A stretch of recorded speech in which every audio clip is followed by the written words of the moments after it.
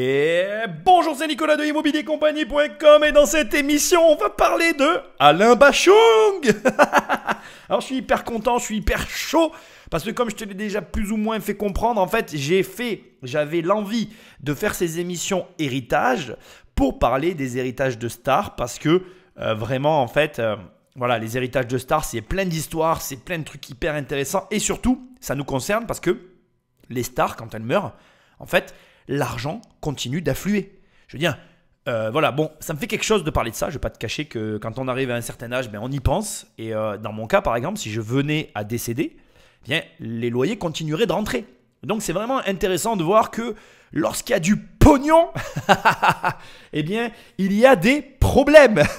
Pognon, problème, ça va ensemble. Et je pense qu'on va avoir plein de problèmes ensemble. Alors, avant d'attaquer, je veux que tu saches que je n'ai pas regarder cette émission avant de la faire, c'est-à-dire que je vais essayer de les découvrir avec toi et de les analyser avec toi. Je vais m'accorder bien évidemment un travail en interne, donc si sur certains passages je ressens le besoin de faire des recherches, etc., ben, ça sera réenregistré et retravaillé jusqu'à ce que l'émission soit correcte. Par contre, l'immense intérêt derrière tout ça, c'est que toi, tu arrives avec, j'ai envie de dire, un produit, c'est pas un produit, avec un podcast, pardon, abouti pour justement avoir matière à réflexion et surtout bien pouvoir t'interroger sur des choses qui vont arriver, surtout si tu es investisseur immobilier.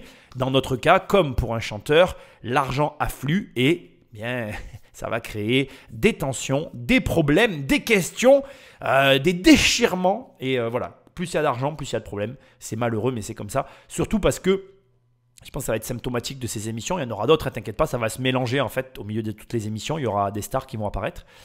Tu vas voir que en fait, quand il y a une personne qui gagne de l'argent, généralement, il est entouré par des personnes qui ne savent pas en gagner. Il alimente un système et malheureusement, l'alimentation de ce système, elle implique le fait que tout simplement, bien, les gens, la principale source de revenus qui alimente le foyer, va générer un flot de problématiques puisque tout le monde veut garder le même train de vie, comme j'aime à le répéter, et puis moi je l'ai vécu. Monter, on est tous capables de le faire et on apprécie tous monter dans la hiérarchie sociale et financière, mais redescendre et perdre en capacité financière, ça, je peux te le dire parce que moi je l'ai vécu, personne apprécie la redescente aux enfers.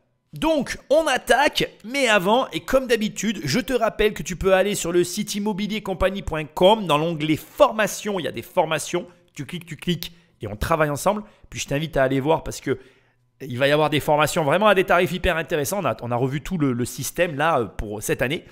On va mettre en fait des produits qu'on retrouvait avant qu'une fois qu'on avait payé devant en front office. Donc ça veut dire que tu vas avoir accès aux produits auxquels avaient accès seuls les membres des deux principales formations. Voilà, on les a mis accessibles à tous, bon, premièrement. Et deuxièmement, bien évidemment, il y a l'onglet coaching où il y a des coachings, il y a même une demi-heure de coaching si tu as envie de travailler avec moi ou de faire le point sur une situation. Ça peut grandement t'aider. Et enfin, il y a les livres. Et là, pareil, dans l'onglet livres, tu cliques et tu reçois les livres dans ta boîte aux lettres. Je te rappelle que les podcasts étant difficiles à référencer, prends le téléphone d'un ami et abonne-le sauvagement à l'émission ou alors tu me laisses des commentaires et une étoile là où tu écoutes ce podcast, c'est ce qui m'aide encore le mieux.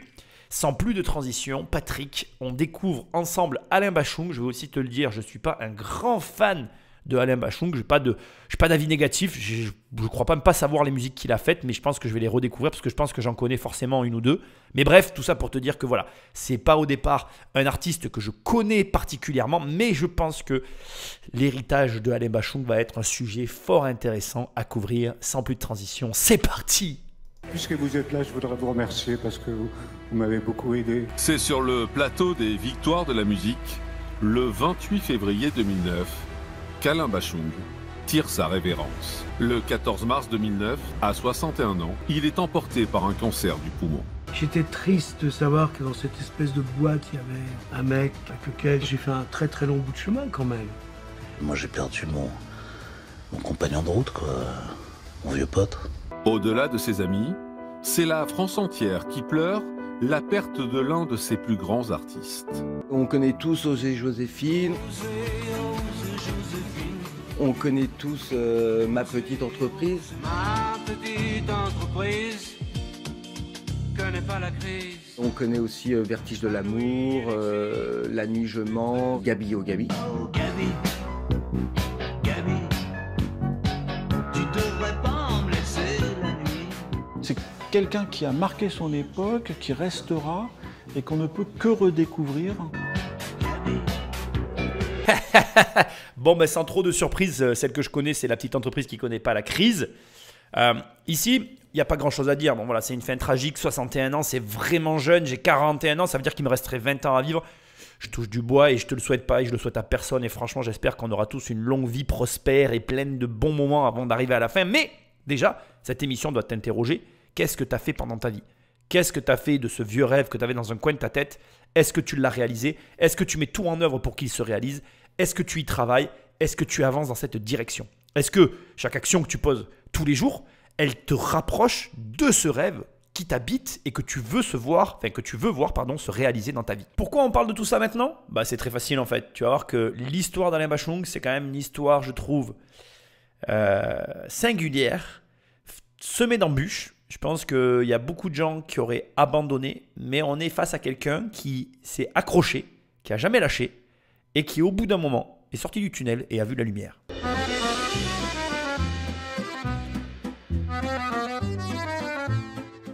C'est le 1er décembre 1947, à Paris, que naît Alain-Claude Bachung, dans une famille recomposée. L'enfance d'Alain Bachung, c'est quelque chose de pas forcément très, très amusant. Il naît en fait d'une maman qui habite Boulogne et il ne connaîtra jamais son père. La mère d'Alain était bretonne et son père était kabyle. Mais j'ai appris que très très tard, mais je crois même une fois qu'on ne travaillait plus ensemble, qu'il était enfant adopté. C'est le nouveau mari de sa mère, un certain Roger Bachung, qui donne son nom au petit Alain. Ses parents sont très pauvres à Boulogne, ils travaillent dans une boulangerie. Son beau-père et sa mère travaillent beaucoup. Ils n'ont pas le temps de s'occuper de lui, ils n'ont pas le temps de l'élever. Donc il va être confié à sa grand-mère qui habite dans un petit village en Alsace. Alain Bachung n'a qu'1 an lorsqu'il part vivre chez ses grands-parents. C'est un truc de fou parce qu'on parle d'une époque qui n'est pas si lointaine. Tu peux très bien encore avoir des membres de ta famille qui ont connu cette époque-là aujourd'hui. Et pourtant, les propos que tu viens d'écouter peuvent paraître choquants à l'époque à laquelle on se trouve, qui n'est pas si éloignée. Moi, ce qui me fait halluciner, c'est la faible distance qui nous sépare entre cette époque-là et l'époque qu'on est aujourd'hui. Et les propos tenus pour un enfant où on a des parents qui disent « J'ai pas le temps de m'occuper de lui, je le refile à mes parents ». Alors, c'est pas dit comme ça, mais c'est... Moi, ça me choque pas. J'ai connu une époque proche. À mon époque, je trouve que c'était déjà... La difficulté existait.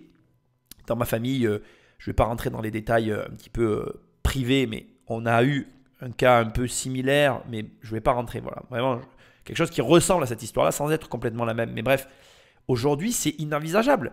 À l'époque de la parentalité non violente, de l'enfant roi, parce que je suis désolé, nos enfants sont des rois et des reines, hein. On leur donne tout, on leur cède tout, ça n'a pas de sens. D'entendre ça, ça remet un petit peu les pendules à l'heure, ça nous fait réfléchir, ça doit te mener à te demander réellement si de tout donner à ton gamin, c'est une solution. Je n'en suis pas certain. Tu vas voir que l'histoire d'Alain Bachung nous montre que c'est dans la difficulté que se trouvent les réponses que l'on cherche parfois très longtemps dans la vie.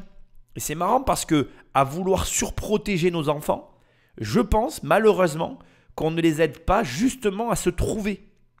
Qu'est-ce qui se passe quand tu surprotèges quelqu'un ? D'ailleurs, un enfant ou pas un enfant d'ailleurs, hein, on retrouve cette problématique à tous les niveaux, hein, peu importe l'âge que tu as. Si tu es surprotégé, tu vas t'en remettre aux autres. Tu vas te reposer sur tes lauriers, d'où l'expression d'ailleurs. Tu ne vas pas chercher justement à te sortir de la situation dans laquelle tu te trouves. Pour avoir cette volonté d'avancer, il faut être déjà mal positionné. Ce que j'essaye de te dire, et ça va faire un petit peu écho à ce que je te disais au début de l'émission, quand tu as connu l'argent, finalement quand tu tombes bas, quand tu réduis ton train de vie, c'est là que tu commences à souffrir et c'est en souffrant que tu veux sortir de cette souffrance. Et la question que tu dois te poser, et qui est somme toute légitime à se poser pour nos enfants, c'est est-ce qu'on agit correctement et dans la bonne direction en leur donnant tout ce qu'ils veulent ? Je n'en suis vraiment pas certain, mais je pense que tu l'as compris. Ils menaient une vie dure, c'était des gens qui... Voilà, c'était des paysans, donc Alain Bachung va grandir jusqu'à l'adolescence dans ce petit village d'Alsace où il va beaucoup s'ennuyer. Un ennui qui va le pousser à s'intéresser à la musique. Les musiques qu'il entendait, c'était soit les disques en allemand ou alors les valses que sa grand-mère amenait en disque, soit les radios américaines qui émettaient depuis l'Allemagne.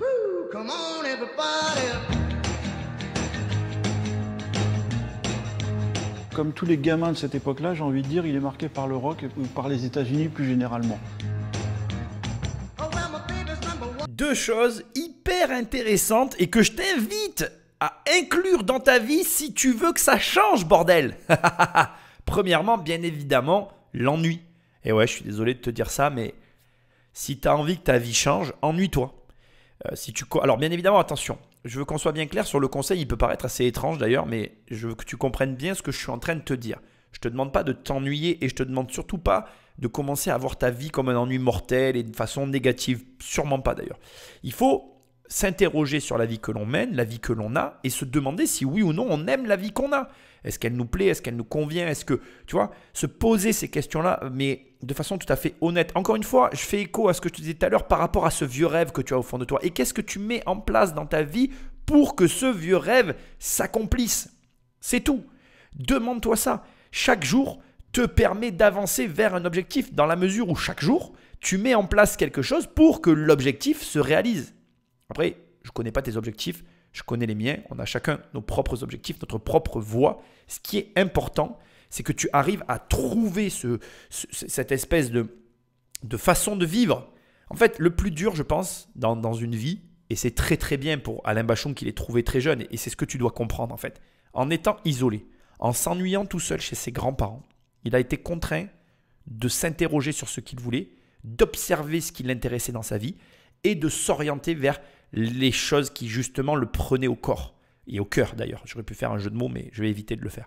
Ce que j'essaie de te dire, c'est que, en gros, quand on a une vie, je dirais, confortable, c'est là où on commence à se faire ronger de l'intérieur. Je vais aller encore plus loin pour que tu comprennes, et d'ailleurs, c'est tout le sens de ces émissions. Si par malheur, tu es un héritier, écoute bien ce que je vais te dire, c'est important. Si tu es un héritier, pour moi, l'héritage n'est pas ce que les Français croient. Les Français, à tort, pensent que les riches sont riches de père en fils et d'héritage par le transfert d'une fortune et que c'est ça qui permet d'asseoir finalement un confort financier. Or, je pense que c'est vrai, effectivement, je ne vais pas remettre en cause que quand tu as un héritage, tu as des facilités financières, mais la contrepartie de ça, c'est que tu acquiers un confort financier, un confort de vie qui t'enferme justement dans un quotidien qui n'est pas le tien. Et ça, il y a très peu de gens qui arrivent à le percevoir. C'est super d'avoir un héritage. Si cet héritage, tu t'en sers pour alimenter la machine qui, toi, te fait vibrer. Mais si l'héritage t'écrase et te contraint à vivre une vie qui n'est pas la tienne, si tu vis une vie qui est imposée par l'héritage de tes aïeux, bon, tu m'as compris. Est-ce que tu crois que ces héritiers-là sont heureux? Mais la réponse est non. Et qu'est-ce qui fait que Alain Bachung a pu justement vivre la vie qu'il a eue? C'est parce qu'il a été isolé, parce qu'il s'est ennuyé, qu'il a été plus attentif à ce qui l'entourait et qui du coup, il s'est dit « Tiens, mais putain, j'adore le rock américain, je veux être rocker ». Et à partir de là, à partir du moment où il a posé une intention et il a connu une situation extrême, il s'ennuyait, je te rappelle. Là, je pense vraiment qu'on est dans une époque où des petits villages éloignés de la capitale, il n'y avait rien, quoi. Je veux dire, moi, j'ai vécu dans les années 90 dans un village éloigné du sud de la France. Moi, je me rappelle d'une époque où les gens avaient la 6 et nous, on ne l'avait pas, tu vois. Et on captait, moi, je voulais voir la 6 et je captais à peine. Il n'y avait rien à faire dans mon village, rien à faire. Je vois très bien de quoi il parle. Je connais un petit peu cet ennui. Moi, mes parents, quand ils ne pouvaient pas venir me chercher, quand ils étaient ensemble, que j'étais jeune, et pourtant ils gagnaient bien leur vie, on faisait plein de trucs avec mes parents, et ça je ne leur reproche pas, attention, mais quand ils ne pouvaient pas venir me chercher à l'heure, il n'y avait même pas de bus qui me ramenait chez moi, et j'attendais des fois des 2-3 heures sur des marches que ma mère vienne, et je me suis tellement ennuyé qu'à un moment donné, j'en ai eu ras-le-bol, je me suis levé, je marchais en fait, je préférais marcher que rester assis à attendre. Et je comprends très bien, parce que ça c'est des situations où quand on les raconte, il y a ceux qui connaissent et ceux qui ne connaissent pas ces situations-là. Et c'est pas grave en fait que tu ne l'aies pas connu, mais là où je veux en venir, tu vas comprendre. C'est que c'est ça qui réveille en toi cette espèce de feu qui te fait te dire « Attends, mais moi jamais plus je vais attendre. Quoi. Faut maintenant que ça avance dans ma vie parce que j'ai envie que ça se produise. J'ai plus envie d'attendre. » Et c'est les petits villages éloignés qui te procurent ces sentiments-là. Parce que tu es loin de tout, finalement il ne se passe rien. Et que quand tu es là, ben, tu n'as rien à faire. Pareil, avant que mes parents se séparent, je rentrais en 6e, CM2, 6e. J'ai passé une année de 6e où mes parents étaient ensemble. C'était entre la 6e et la 5e. Enfin bref, on ne va pas rentrer là-dedans. Mais en 6e, tu commences à vouloir faire des trucs. Chez moi, il n'y avait rien à faire. Il fallait faire des heures d'autobus pour aller. Enfin oui, en plus à l'époque, il fallait du temps parce qu'il n'y avait pas la voie rapide. Donc il n'y avait même pas les voies rapides. C'était pas aménagé. Et donc si tu veux, c'était hyper long pour aller dans la moindre ville. Et donc c'était la mort. Et c'est là où tu comprends que c'est dans la difficulté que se forge le caractère. Donc, donner trop à tes enfants, c'est leur donner soit un caractère capricieux qui les mènera nulle part, soit les empêcher d'être attentifs à l'environnement pour justement construire leur carrière. Alain Bachung, il a pu être attentif à tout ça parce qu'il avait une vie qui le contraignait à devoir trouver quelque chose qui lui permettait, un, de s'évader et deux, de construire dans son esprit une espèce de rêve auquel il se raccrochait en se disant, voilà, quand je vais sortir de là, je vais faire ça, ça, ça, ça et ça, et il se passera des trucs. Il se passera des choses. Même si ça n'arrive pas, il se passera des choses. Et le peu qui allait se passer, ça ne sera jamais aussi difficile que ce qu'il a vécu. Du coup, il est prêt à s'accrocher et à aller loin. Deuxième élément, parce que j'ai vachement creusé sur le premier, hyper important aussi, les Amériques. Et ça, c'est encore valable aujourd'hui. Bordel de Dieu, et je vais essayer de ne pas être vulgaire, je le suis un peu, les États-Unis ont toujours de l'avance sur nous. Ça te plaît pas, t'es d'accord, t'es pas d'accord, ne discute pas. C'est un fait, c'est tout, c'est comme ça, accepte-le et prends-le pour acquis. Tu veux changer de vie? Va aux États-Unis, récupère quelque chose et importe-le. Punaise de punaise, c'est à portée de main, tout le monde peut le faire. Alors qu'est-ce que t'attends? Bachung l'a fait dans les années 80, 70, 70, 60, 70. Pourquoi tu le fais pas? Ça marche encore. Fais-le. Allez, on continue. À 12 ans, revenu vivre chez ses parents, Alain Bachung commence à apprendre la guitare et s'oriente vers une formation de comptable.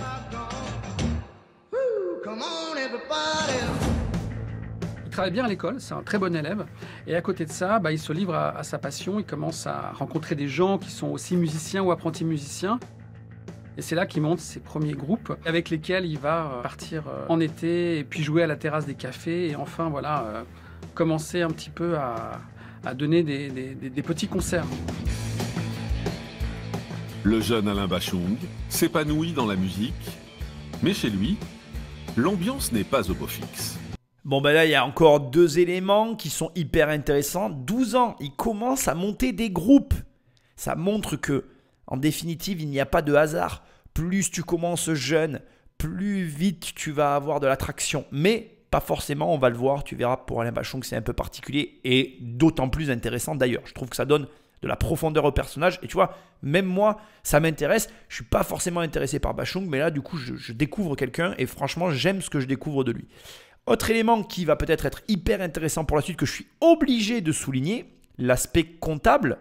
Est-ce que le fait qu'il soit comptable va faire de lui un excellent gestionnaire avec un énorme héritage et du coup beaucoup d'argent à la clé et du coup beaucoup de problèmes à la clé suite à son décès? Ou alors à l'inverse, on est face à quelqu'un qui il a une formation de comptable, mais justement il comprend la comptabilité mais pas dans le bon sens du terme et va tirer sur la corde. Sache, et c'est vraiment hyper important, que c'est une réalité. C'est très marrant parce que je constate que c'est parfois les personnes qui comprennent le mieux les mécanismes de la comptabilité qui vont s'orienter dans des voies les moins, je dirais, claires, les plus troubles. Tu vois ce que je veux dire? Parfois, c'est parce que justement tu connais bien quelque chose que tu es tenté d'emboîter le pas dans une mauvaise direction. Mais bon, aussi, ça peut être dans l'autre sens. On va le découvrir ensemble. J'ai hâte parce que franchement, je trouve que pour le coup, Alain Bachung est un personnage extrêmement intéressant. Le jeune Alain Bachung s'épanouit dans la musique, mais chez lui, l'ambiance n'est pas au beau fixe. Alors, à 16 ans, il quitte l'appartement familial et vit chez des amis. Et 3 ans plus tard, en 1966, sa vie prend un nouveau tournant. Il se produit avec sa guitare acoustique, il commence à chanter ses morceaux dans un cabaret près des Champs-Élysées où se réunissent parfois des gens de télé, des producteurs. Et voilà, il y a un premier directeur artistique qui va le remarquer. À 19 ans, il intègre un label. Un premier pas dans l'industrie de la musique où il croise la route de Michel Bernard.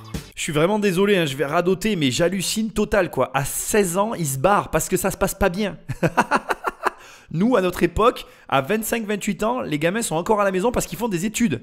Non mais, franchement, je sais pas comment on en est arrivé là. J'ai quand même, je suis désolé, hein, je veux pas ramener ça à l'actualité, mais là, j'ai besoin de l'extérioriser. Je sais pas comment notre société a pu devenir à ce point une société de faibles.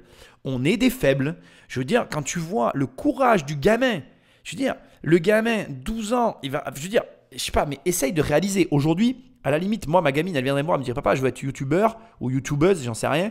J'arriverai à l'accepter. Alors d'abord parce que je touche un peu à tout ça et j'arrive à comprendre que par rapport aux mécanismes du monde actuel, tu peux plus vivre de ce genre d'activités qui sont assez exotiques. Je vais dire ça comme ça, tu vois. Donc aujourd'hui, j'inciterai même, je pense, mes enfants, mais ma fille, moi j'ai qu'une fille, mais tu vois, j'incite les enfants d'ailleurs à embrasser une carrière entrepreneuriale tant c'est facile et accessible. Je veux dire, l'entrepreneuriat avec tout ça est rentré dans vos maisons. Mais non, aujourd'hui, en fait, on pousse les gamins à aller faire des études pendant des années. Finalement, on les infantilise encore plus, poussant l'enfantilisation jusqu'à 25-30 ans. Et là, tu as un petit gars de 12 ans qui se met à jouer dans des groupes, il fait des concerts et tout. Alors il y en a qui vont me dire, ouais, c'était une autre époque, les choses n'étaient pas pareilles, c'était moins craignos qu'aujourd'hui. Enfin, moi, ça a toujours été craignos. Moi, je suis né dans les années 80. Depuis que je suis né, c'est la crise. Depuis que je suis né, comme je le dis tout à l'heure, la télévision n'a pas cessé d'accentuer toutes les atrocités. Je veux dire, la télé, depuis qu'elle existe, si tu regardes le média de la télé, qui aujourd'hui accuse, ça me fait mourir de rire d'ailleurs, parce que la télé qui accuse Internet de complotisme, alors que la télé ne fait que relayer et rabâcher de plus en plus d'informations ridicules. Bon bref, passons. Ce que j'essaye de te dire, c'est que forcément aujourd'hui on voit plus de faits divers, mais parce que les gens en parlent plus aussi. Donc il y a plus de chaînes, donc l'information circule plus qu'avant. Donc ça n'a pas changé en fait, ça a toujours été pareil. C'est juste que comme il y a plus de bruit, eh bien on entend plus de choses. Et donc où je veux en venir, c'est quoi? C'est que Alain Bachung, 16 ans, ça se passe pas de chez ses parents, bim, il se barre. Non mais, je veux dire, aujourd'hui, tu as un gamin de 16 ans qui se barre de chez lui, c'est 1 sur 20, quoi. Même, j'ai envie de dire 1 sur 100, tu vois. Il doit y en avoir tellement peu que je suis bluffé. Et je pense qu'on a besoin de se rappeler que ces choses-là existaient. Parce qu'aujourd'hui, on est là à tellement protéger, surprotéger notre progéniture qu'on en fait des poupées de cristal qui, au moindre choc, se brisent en 1000 morceaux. Alors que là, on a un gamin qui, non seulement, enfin, je sais pas, essayer de remettre dans le contexte, quoi. Essaye de te dire que dans les années 60, tu viens voir tes parents et tu leur dis, papa, maman, je vais être chanteur. Mais là, tu rigoles, quoi. Je veux dire, tu as envie de dire, mais mec, jamais tu vas vivre de ça. Qu'est-ce que tu fais, quoi? Et là, le gamin se barre. Moi, je suis bluffé. Je veux dire, là, tu te dis, franchement, pour faire écho encore à ce que je disais tout à l'heure, mais rendez la vie difficile à vos gosses, quoi. Ça leur donne du caractère. Parce que là, je suis désolé, mais ce que produit la société, c'est des chiffres molles. C'est tout. Il n'y a rien à ajouter. Quand tu compares la durée d'études des gamins d'aujourd'hui et l'audace d'Alain Bachung, moi, je choisis l'audace. On devient copains de par notre situation. Il s'est fait virer de son appart et moi, je venais de me faire virer d'un appart. On était tous les deux à la rue. On s'est donc retrouvés hébergés par l'attaché de presse qui nous a hébergés 8-10 jours. Alain était quelqu'un de très gai, de très joyeux, de très rigolo, aimant la vie, aimant bouffer, aimant les femmes, aimant la musique. Et quand on travaillait pas, on se marrait, quoi. Mais franchement, il faudrait que Jean-François écoute cette émission. Regardez, dans une époque où on peut même plus virer des locataires, même là, on est en train de te montrer que tous les deux se retrouvent à la rue. Ça a forgé leur tempérament, ça les a resserrés, ça leur a fait mieux se connaître et passer des moments ensemble. C'est complètement fou. On délire total. Franchement, je pense que c'est là où on voit que notre société, enfin, je parle de la France, hein, malheureusement, c'est complètement égaré dans les valeurs profondes qui resserre les individus. On peut me dire ce qu'on a envie, je comprends le côté humanitaire et l'aspect, je dirais, social de ne pas virer des pauvres locataires par rapport aux méchants propriétaires qui s'enrichissent sur leur dos. Mais là, tu vois bien que ça n'a aucun sens en fait. Là, tu vois bien qu'à un moment donné, le fait de s'être fait virer, ça s'appelle une leçon de vie pour eux et ça leur a permis de grandir et de se construire. Et ça aussi, on le met complètement de côté, quoi. C'est quel est l'objectif, encore une fois? Est-ce que c'est de construire une société de poupées de cristal qui se brisent à la moindre problématique? D'ailleurs, cela dit en passant, on l'a vu avec le Covid, quoi. Je veux dire, on est vraiment, je le pense profondément, on est une société de fragile. Et là, on est face à une génération qui n'avait pas peur d'y aller, qui faisait front aux problèmes, qui les réglait avec les moyens du bord et qui pour autant, le mec dans la même phrase te dit on s'est retrouvé à la rue, on a été hébergé, c'est notre attaché de presse, et en même temps il te dit on kiffait, on rigolait et on se marrait. Je veux dire, ça te montre quand même qu'il y a un moment, il faut arrêter. Il y a un moment donné, il faut assumer ses actes jusqu'au bout et c'est face à l'adversité qu'on peut voir et constater si oui ou non on est fait pour ça ou pas. Moi je vais te le dire comme je le pense. Je t'incite dans cette émission parce qu'Alain Bachung, là, il est en train de nous donner une leçon de vie, les mecs. Je veux dire, le gars, là, déjà, sa vie, c'était pas un long fleuve tranquille. Il n'était pas prédestiné à être chanteur. Pourtant, le mec, c'est ce qu'il voulait, il l'a jamais lâché. Donc, moi, je te le dis, si tu as un vieux rêve, qu'est-ce que tu mets comme action tous les jours pour qu'il se réalise? Premièrement. Et deuxièmement, c'est difficile. Oh, tu sais pas par où prendre. Mais justement, soit tu veux que ce rêve se réalise, et dans ces cas-là, c'est parce que c'est difficile que tu vas le réaliser, soit c'est que c'était pas un rêve, c'est que tu n'as pas de tempérament, et dans ces cas-là, tu fais partie de la famille des poupées de cristal, et je peux rien pour toi. Alain Bachung écrit, compose et sort plusieurs disques. Mais son talent passe encore inaperçu.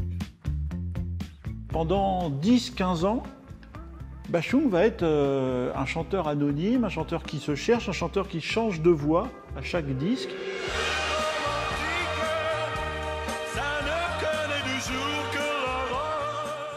D'ailleurs, il en a sorti plusieurs sous pseudo. Bon, à chaque sortie, c'était un échec commercial.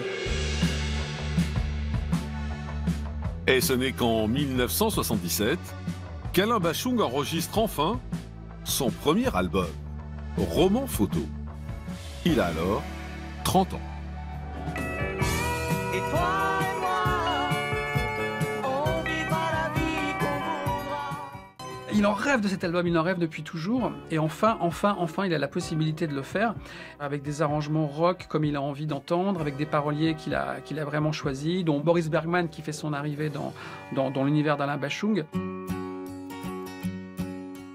Pour moi, le rêve, c'est quand il prenait ma Framus qui est derrière vous, la guitare de Manchard, et qu'il me disait « Ah, j'ai trouvé un départ ce matin ». Et puis moi, sur le départ, j'écrivais 3-4 lignes. Lui, sur les 3-4 lignes, quand je débordais, il écrivait la musique et on faisait comme les gosses. Une véritable symbiose artistique née entre le parolier et le chanteur. Pourtant, l'album restera confidentiel. Et 2 ans plus tard, le même accueil est réservé à Roulette Russe, son deuxième disque. Après ces 2 échecs, le directeur du label laisse alors à Alain Bachung une dernière chance. Mais est-ce que tu aurais tenu? Est-ce que tu aurais tenu sur la durée? Il a sorti... Donc, on fait une petite rétrospective, tu as tout entendu, mais à la mode Popovic, tu vois. Le gars va passer 10-15 ans de sa carrière sans aucun succès réel. Ça veut dire que le mec ne lâche pas le morceau malgré tout. Ça veut dire que le mec vit de briques et de broc en attendant. Juste pour te donner une notion, en 11 ans, il sort une 12aine de singles avec des pseudonymes comme celui de David Bergen et participe en tant que compositeur et interprète sous d'autres pseudonymes à d'autres 45 tours. Enfin bref, c'est un truc de fou quoi. En fait, le gars bosse, il fait tout ce qu'il faut. Il a entre autres été hébergé chez Christophe. Il a donc connu le chanteur Christophe, tu sais. Voilà, où il vit avec et tout, etc. Il a fait tout ce qu'on peut imaginer. Il n'a jamais lâché, mais il n'a jamais rencontré de succès commercial. Et c'est quelque chose que je veux vraiment que tu te demandes sincèrement. Je ne sais pas qui tu es, je ne sais pas ce que tu fais, je ne sais rien de toi.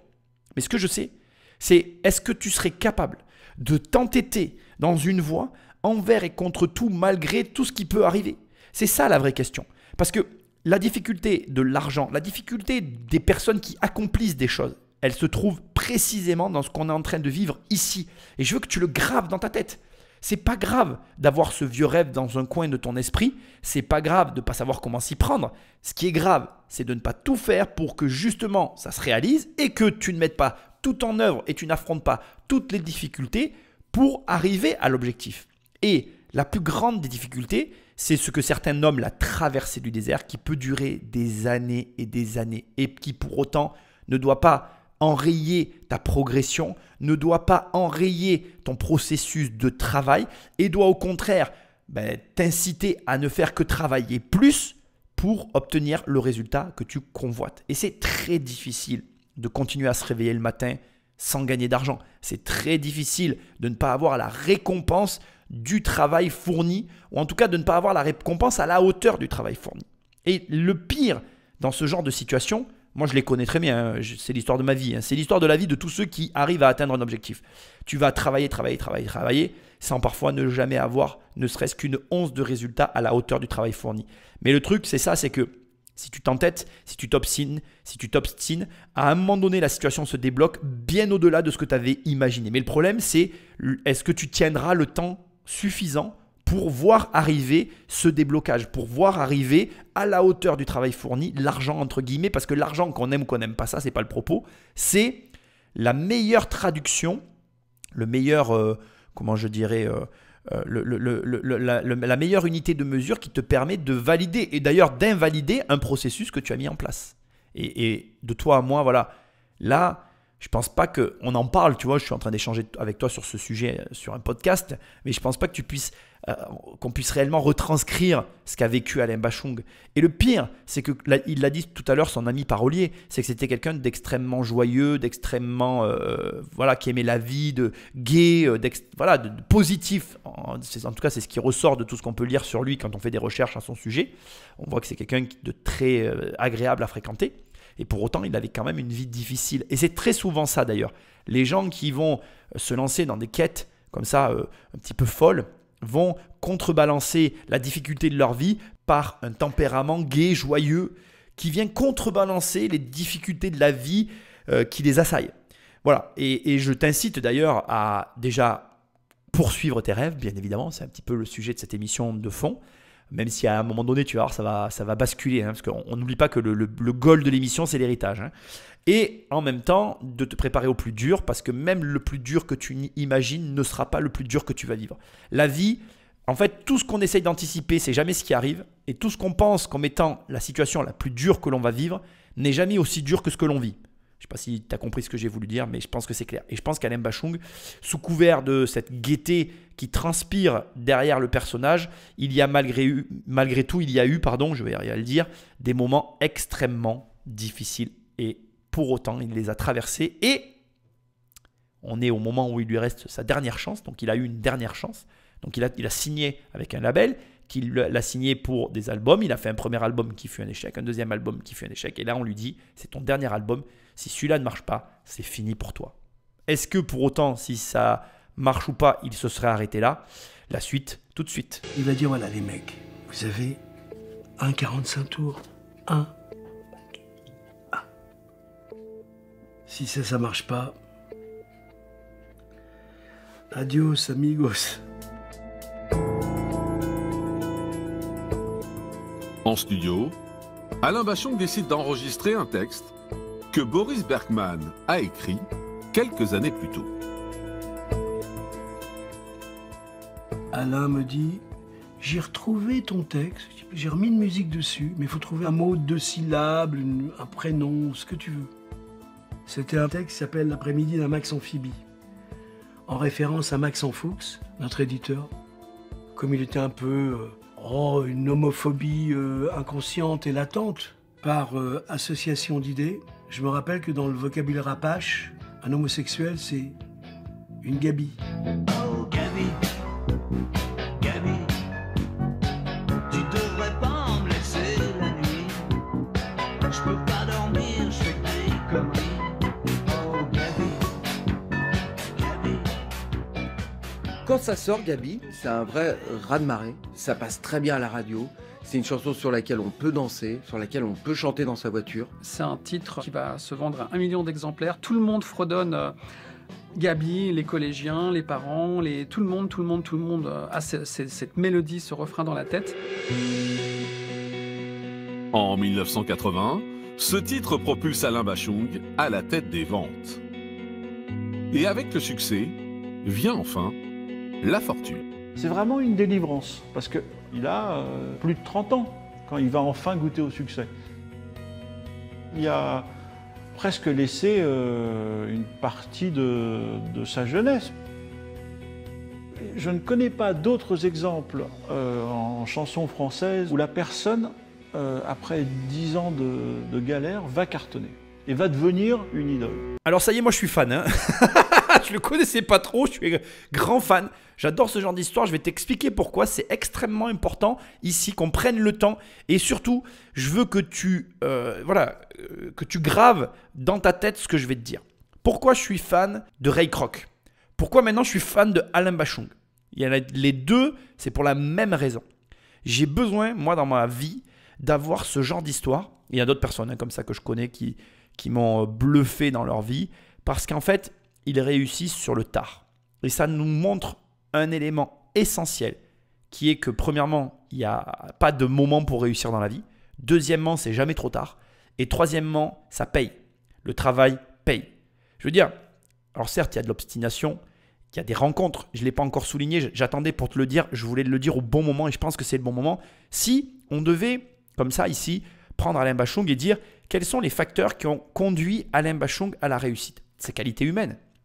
Tout à l'heure, je te disais que dans la difficulté, garder la gaieté, la joie de vivre, c'est quelque chose quand même qui se retrouve chez les personnes qui vont avoir ce type de cursus. C'est quelque chose d'hyper important. Deuxièmement, hyper important, les rencontres, qui tu rencontres et comment tu travailles avec ces gens et pourquoi et de quelle manière, etc., etc. Les rencontres sont capitales dans la vie.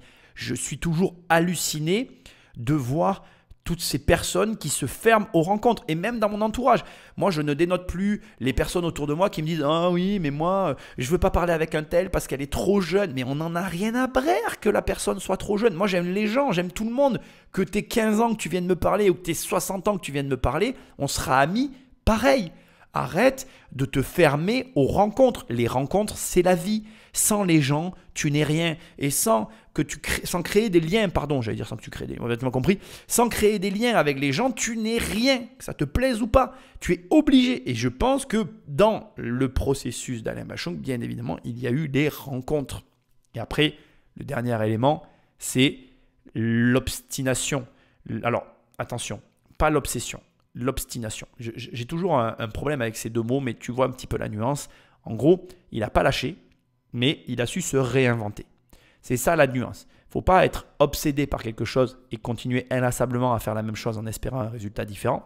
Il faut espérer le résultat et accepter que il y a des choses qu'on fait qui ne sont pas les bonnes choses. Et du coup, il faut recommencer. Casser, refaire, jusqu'à ce que ça fonctionne, jusqu'à ce que tu trouves j'ai envie de dire le format, mais ce n'est pas le bon terme, mais en tout cas, la recette qui fonctionne pour toi. Parce qu'en définitive, et ça c'est quelque chose qui m'énerve assez, et c'est aussi pour ça que je refuse souvent de répondre aux questions qui me concernent, parce qu'en fait, ce n'est pas comment une personne a fait qui compte, c'est qu'est-ce qui fonctionne pour toi et que tu vas trouver chez l'autre qui peut t'inspirer ou t'aider. Moi, dans mes formations, je ne te donne pas une recette, je te montre des méthodes qui marchent, que tu peux réutiliser. Donc, ce que tu peux réutiliser, je te le donne bien évidemment. Mais après, sur certains sujets, je vais te montrer les possibilités, te donner les connaissances pour que tu puisses choisir. Mais tu ne joues pas au jeu de refaire ce que j'ai fait. Tu joues au jeu de qu'est-ce qui est le mieux adapté à ma situation par rapport aux outils qu'il m'a donnés. Tu comprends? Et c'est ça que tu dois retenir. C'est-à-dire que, en gros, ce n'est pas important ce que font les uns et les autres. Ce qui est important, c'est qu'est-ce qu'ils font qui est réutilisable pour moi et qu'est-ce qu'ils font que je vais devoir aussi modifier pour que ça marche pour moi. Parce que ça n'est jamais identique en fait. Et moi, j'ai souvent fait cette erreur de copier. On copie tous et la copie, c'est une manière d'apprendre. Mais après, il y a un moment donné, il faut se détacher de la copie pour créer le modèle qui marche pour toi. Alors, j'essaye d'être, on va dire, neutre dans mes propos parce que bien évidemment, pour Alain Bachung, c'est la musique. Mais pour toi, ça sera peut-être l'immobilier comme pour moi ou peut-être la création de contenu, j'en sais rien, enfin bref, ce que tu fais, tu vois. Mais en gros, ce que j'essaie de te dire, c'est que pour chacun, on a en quelque sorte une recette qui va mieux fonctionner pour toi que pour moi, et inversement, pour moi que pour toi. Et cette recette, elle est généralement légèrement différente. Elle ne peut pas être identique. Pourquoi ? Eh bien parce que nous sommes différents. Je suis différent de toi, tu es différent de moi, etc., etc. Donc, je suis vraiment bluffé par l'histoire d'Alain Bachung et je t'invite vraiment à t'intéresser à ce genre de personnage. Bon, là, on est en train de creuser, bon, bien évidemment, tu apprends des choses. Mais voilà, ça te montre qu'il n'y a pas d'âge. Et Alain Bachung touche à la réussite, à la fortune et à la gloire à ses 35 ans. Et comme ça vient d'être dit, il y a laissé une partie de sa jeunesse. Et on a tous envie d'être riche et célèbre quand on est jeune. Mais comme Ray Kroc, tu peux l'être plus tard. Et c'est pas grave, tant que tu ne lâches pas et tant que tu es heureux dans ce que tu fais. Vraiment, intéresse-toi à ce genre de profil, cherche ce genre de profil parce qu'ils ont énormément de choses à t'apprendre de par leurs erreurs, de par tout ce qu'ils ont pu tenter pour justement en tirer bénéfice et avancer dans la direction qui, toi, te correspond le mieux. Je pense que maintenant, ça va devenir intéressant parce que moi, je suis toujours curieux de savoir est-ce que Alain Bachung, avec l'argent, il a été raisonnable ou il a été complètement déraisonnable ? J'espère qu'on va le savoir très prochainement. Magnéto Patrick. En 1980, Alain Bachung rencontre enfin le succès avec sa chanson Gaby. Sa voix et son style de dandy séduisent un large public. Gaby, ça va ouvrir trop de portes à Alain Bachung parce que c'est un succès qui va presque le dépasser parce qu'on parle d'un artiste qui n'intéresse personne et d'un seul coup, il est invité partout. Donc il va falloir enchaîner après avec quelque chose d'aussi fort. Et heureusement, parmi les nouveaux morceaux qu'il a écrits avec Boris Bergman, il y a un titre qui s'appelle Vertige de l'amour et qui va être un tube aussi universel que Gaby. J'ai crevé l'oreiller, j'ai dû rêver trop fort. Vertige de l'amour. Son troisième album, Pizza, est certifié disque d'or. Alain Bachung a désormais marqué de son empreinte la scène musicale française. Je fais une espèce de puzzle comme ça, où chacun fait un peu sa chanson. Cela dit, mais est-ce que vous voulez quand même donner un sens à la chanson que vous écrivez et que vous chantez ? Je vais surtout pas donner un seul sens. Parce que ça évite, pour éviter l'ennui un peu. Parce qu'il n'y a rien de plus ennuyeux pour moi que d'entendre une chanson et d'avoir compris exactement tout ce que voulait dire le type. Après le succès de Vertige de l'amour, son manager le fait jouer une série de concerts qui s'enchaînent sans fin. Et à la fin de l'année 1981, il est vraiment complètement épuisé. Il va être victime d'une véritable dépression. Dans l'intimité, Bachung s'enfonce alors dans les drogues et l'alcool. Il a un mode de vie extrêmement rock'n'roll. Donc oui, il fume énormément, il picole énormément. La légende veut que le soir, en allant se coucher vers 5 h du matin, il ouvrait sa bière qu'il posait sur sa table pour que le lendemain à son réveil, sa bière soit à température. Faut dire le niveau d'alcoolisme. Mais en coulisses, il peut compter sur le soutien de son épouse, Chantal, qu'il a rencontrée au début des années 80. Et la naissance de leur fils Arthur, en 1983, va le transformer. Je le revois à quatre pattes avec le gamin dans l'appartement. C'était assez harmonieux. En plus, c'était un bon petit gamin, plutôt calme, sympa. Donc voilà, c'était vraiment bien, quoi. C'était chouette. Pour lui, qui n'a pas connu son propre père, avoir un fils, ça a une portée très symbolique. C'est un moment où il va un petit peu s'assagir. Pour cela, Bachung s'installe en banlieue parisienne avec sa femme et son fils, loin des tentations. C'est vrai qu'à l'époque, il a tout arrêté, c'était formidable. Il a eu quelques années, il était clair, il fumait plus que des joints et des cigarettes, malheureusement trop de cigarettes aussi. Pendant 10 ans, Alain Bachung sort plusieurs albums et continue les tournées. Mais ce n'est qu'en 1992 qu'il atteint de nouveau les sommets avec un titre emblématique, coécrit par Jean Fauque. Ah mince, je suis déçu. Bon, en même temps, c'est logique, c'est un rocker. Bon, c'est pas là où il va nous laisser une fortune colossale, hein, le rocker. Hein. Elle est partie dans son nez, la fortune. Bon, c'est à peu près logique en même temps, quand tu y réfléchis. Voilà, ce qui est super dans l'histoire, c'est que son fils le ramène à la raison et que pendant 10 ans, il va avoir une vie rangée pour élever son enfant. Ça montre que quand même, on est, je dirais, je vais dire ça comme ça, je pense qu'on est quand même lié à notre passé et que quand on est confronté à finalement notre passé, ben, on réajuste le tir. Je pense qu'on est tous fait pareil. Le fait d'avoir des enfants, ça nous transforme tous autant que nous sommes. Alors, dans une juste mesure, parce que je pense que malheureusement, voilà, comment c'est qu'on dit chasser le naturel et il revient au galop. Voilà, donc c'est vrai que c'est malheureusement pas faux non plus. Mais je suis un petit peu déçu parce que je trouvais le personnage tellement intéressant par l'aspect difficulté qu'il avait traversé, que c'est vrai que bah voilà, c'est un peu dommage que ce soit entaché par ce côté alcool, joint, drogue. Mais après, c'est malheureux ce que je vais dire, mais j'ai l'impression très lié au milieu parisien. Attention, hein, si tu es parisien, je ne sous-entends pas que tous les Parisiens prennent de l'alcool, de la drogue, mais je pense au milieu du show business parisien. Maintenant, bon, je n'en ai aucune expérience parce que d'abord, je ne m'y intéresse pas et je ne m'y sens pas du tout à l'aise dans ces milieux-là. Moi, j'ai travaillé dans le milieu de la nuit à une période de ma vie et c'est une des raisons pour lesquelles j'ai quitté ce milieu parce que c'était pour moi des bordilles. On ne pouvait absolument pas faire confiance à ces gens-là, à certaines de ces personnes, pour ces raisons-là d'ailleurs. Parce que ben, malheureusement, arrivé un moment dans la soirée où trop imbibé des différentes substances et produits qui avaient été prises, eh bien, les engagements faits pour le lendemain n'étaient jamais tenus. Et moi qui suis quand même quelqu'un qui aime bien tenir mes engagements quoi qu'il arrive, il y avait une espèce d'incompatibilité, je dirais, ben déjà de produits que je ne prenais pas et que prenaient, et puis de comportement et d'humeur, qui a fait que je me suis très rapidement détaché et éloigné de ce milieu-là. Mais je peux comprendre qu'après, dans un cadre où tu fais des tournées, comme là ça vient d'être évoqué, quand même une année de tournée, j'imagine que c'est quand même assez dur. Je pense qu'on ne peut pas s'en rendre compte. Enfin, moi, je n'ai jamais fait de tournée de ma vie et je ne pense pas que je sois prédestiné à en faire une.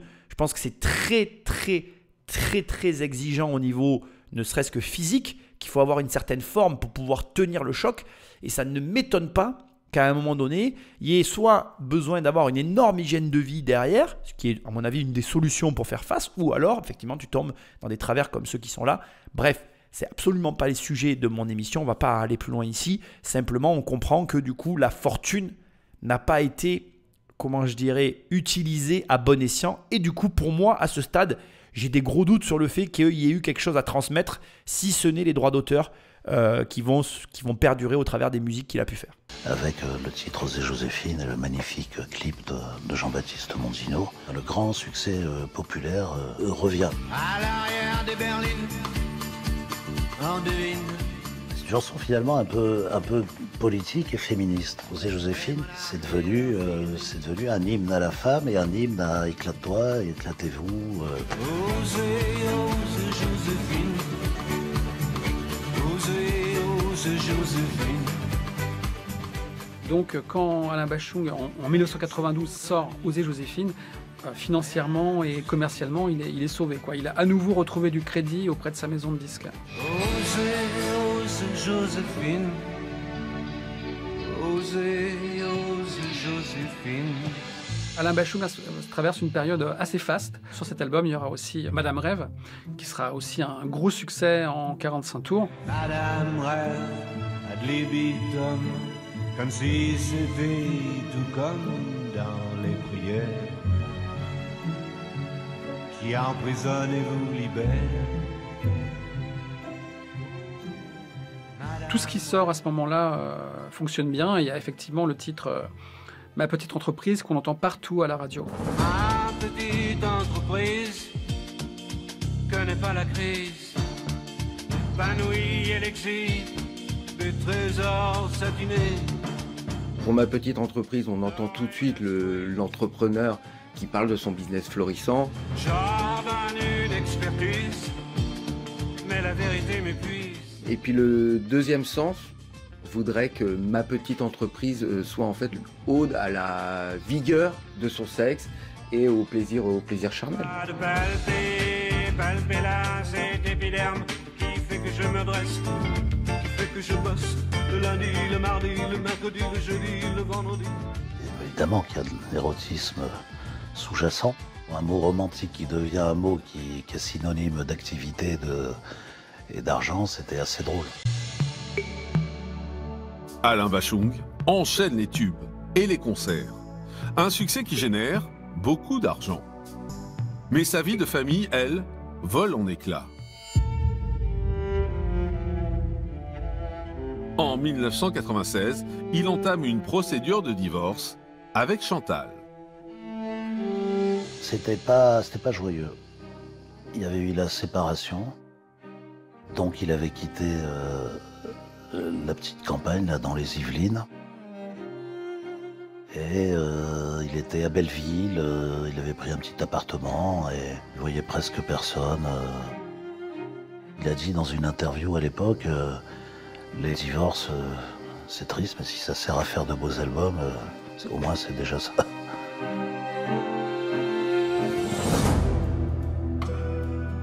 Pendant 2 ans, Alain Bachung travaille à la réalisation de son 10e album, Fantaisie militaire. Chaque fois, Alain Bachung en fait met sa vie dans ses albums. Et là, c'est le cas de Fantaisie militaire. On sent vraiment qu'il traverse une période noire. Mais pour nous, auditeurs, ça donne un très beau disque. On m'a vu dans le Vercors sauter à l'élastique. La première chanson, c'est La nuit je mens. Et vous vous dites, waouh, c'est quand même du haut niveau. La nuit je mens, je prends des trains à travers la plaine. La nuit je m'en lave les mains. C'est un single qui tourne énormément en radio. Il se vend à des centaines de milliers d'exemplaires. Et le clip est tourné aussi par un grand nom du cinéma français, Jacques Audiard. Bon ben voilà, le pognon revient dans sa vie. On va voir ce qu'il va en faire. Là, je coupe ici parce que le virage de sa vie, on va dire qu'il démarre maintenant. Donc là, ce qui va nous intéresser, c'est tout ce qui vient d'être dit. Les aléas, le succès, les changements.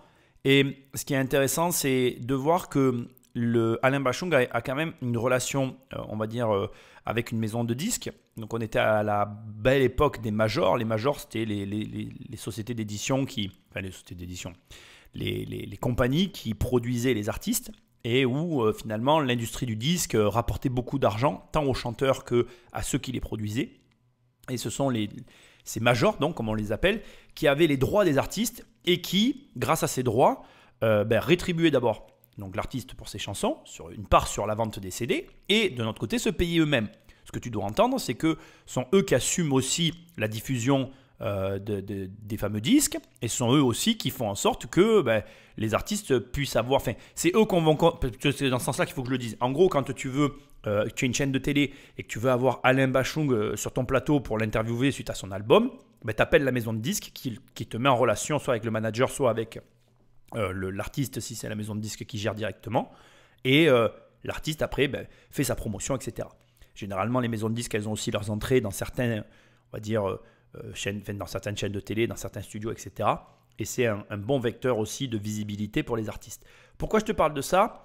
Parce que pour l'époque, donc c'est dans les années 80-90, enfin d'ailleurs Bachung c'est plutôt 70, 80, 90, on va dire que c'est dans cette période de 30 ans. En gros, les chanteurs n'avaient pas une pluralité de revenus. Et je pense que c'est pas du tout précisé pour l'instant, on n'a encore pas de notion de son héritage.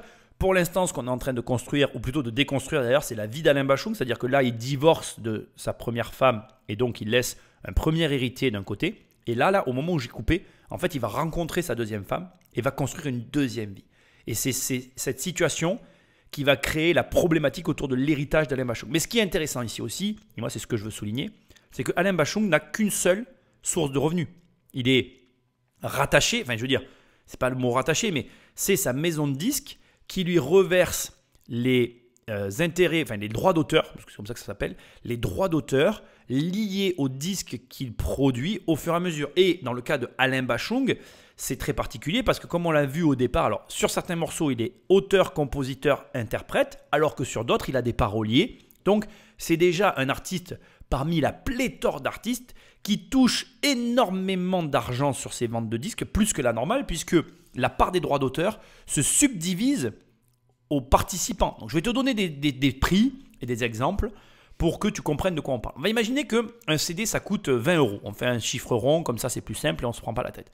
Sur les 20 €, tu vas avoir la répartition que je te donne, qui est une des répartitions, il y en a plusieurs, d'accord?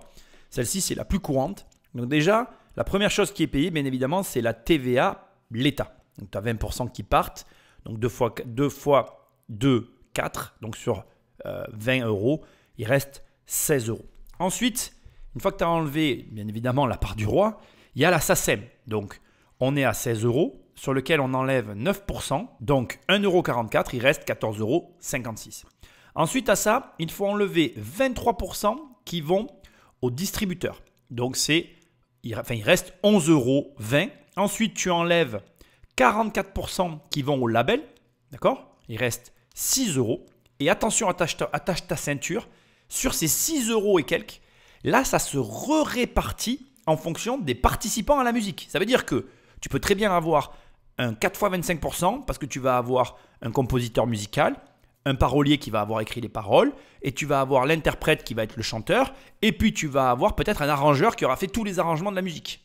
Tu vois? Alors bon, l'arrangeur généralement c'est compris dans le label, mais tu vois ce que je veux dire. Tu peux avoir un DJ ou un remix qui vient s'ajouter. Tu peux avoir du coup 3 fois 33% ou 2 fois 50% ou les 6 € en totalité qui reviennent à l'artiste, par exemple dans le cas de Alain Bachung parce qu'il est auteur, compositeur, interprète. Donc ce que j'essaye de te montrer, c'est que c'est un petit peu comme la vente de livres, c'est un petit peu d'ailleurs comme tous ces métiers-là, où finalement, en fait, on a plusieurs personnes qui prennent part à l'industrie et la répartition elle est assez importante et l'artiste ne gagne pas autant que ce qu'on peut imaginer. C'est pour ça que pour réussir à vivre de son art, il faut vendre énormément d'exemplaires en fait, que ce soit dans les livres, dans les CD, etc.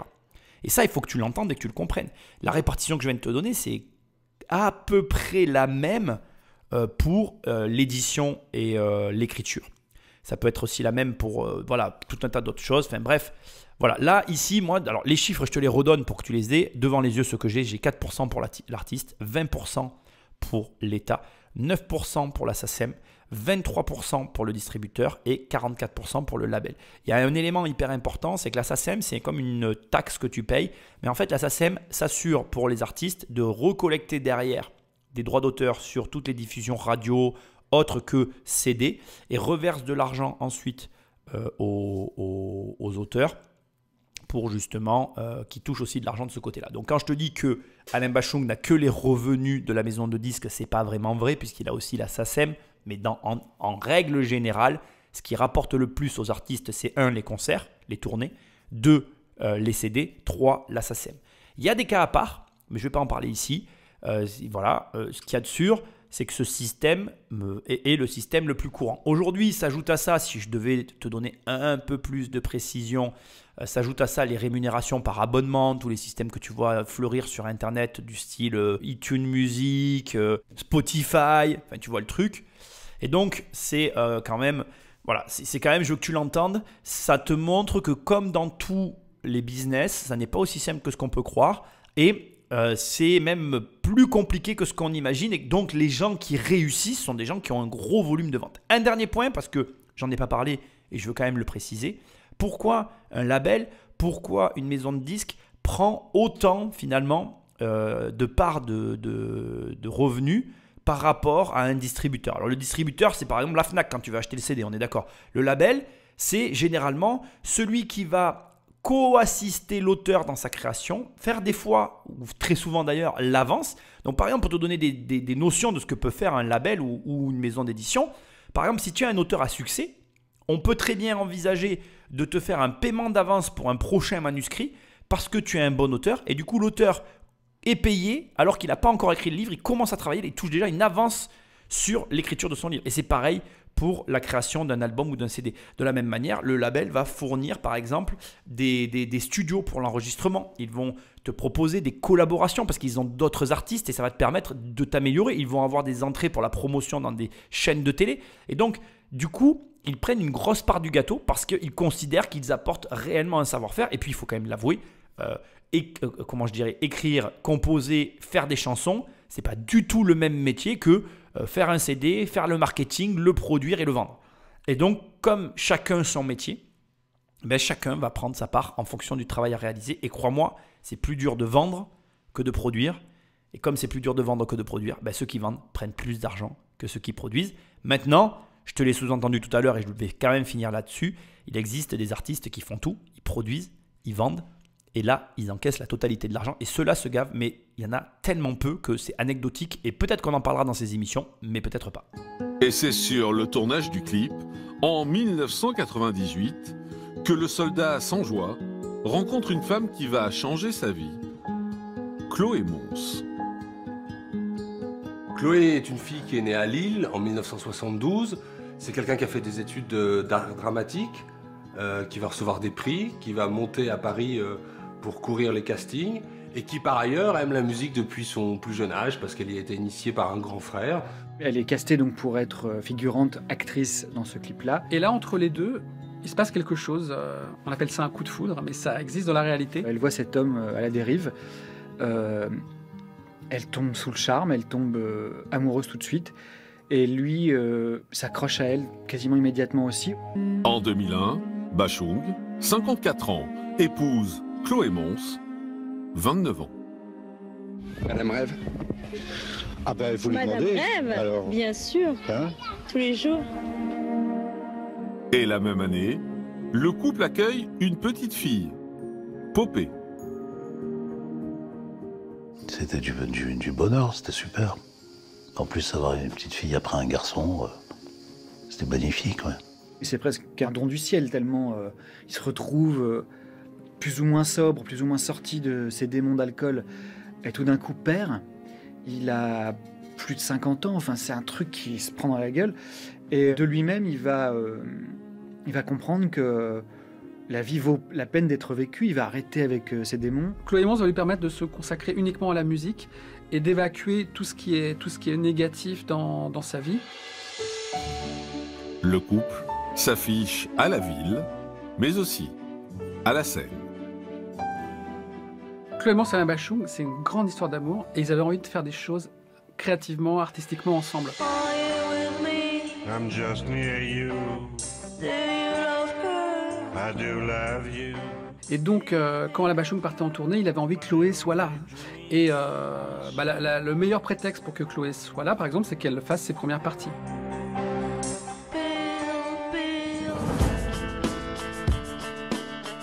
Cette nouvelle vie semble profiter artistiquement à Alain Bachung, qui continue de construire sa légende.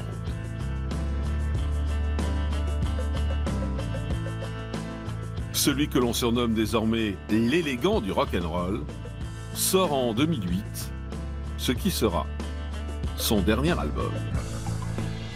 Bleu Pétrole, c'est une sorte d'apothéose.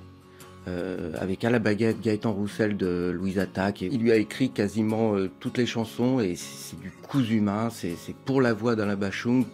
C'est un disque magnifique, mais ce disque, c'est une sorte de testament. En effet, à 61 ans, Alain Bachung apprend qu'il est atteint d'un cancer du poumon très avancé. Même face à la maladie, il va se battre comme il s'est battu face au show business, face aux difficultés de la vie. C'est pour ça qu'il va partir en tournée et qu'il va enchaîner les tournées entre deux rendez-vous à l'hôpital. Pour lui, à ce moment-là, c'est très important d'être toujours en activité, toujours de penser au futur. Le gagnant est Alain Bachung, Bleu Pétrole Tour. Le 28 février 2009, les Victoires de la musique récompensent le chanteur avec 3 prix. Merci d'être là. À cette époque, il est alors l'artiste le plus primé de l'histoire des Victoires, avec 11 prix. Bah, puisque vous êtes là, je voudrais vous remercier parce que vous m'avez beaucoup aidé. Vous m'avez envoyé tellement d'amour. On voit bien qu'il est malade. Et là, c'est très très lourd. Je courirai, moi. Il vient y interpréter Résident de la République. Résident de la République. Couleur rose à des reflets bleus. C'est une des meilleures interprétations et de la chanson et dans l'histoire des Victoires de la musique. Là, on a vraiment le Alain Bachung décharné, physiquement, mais splendide.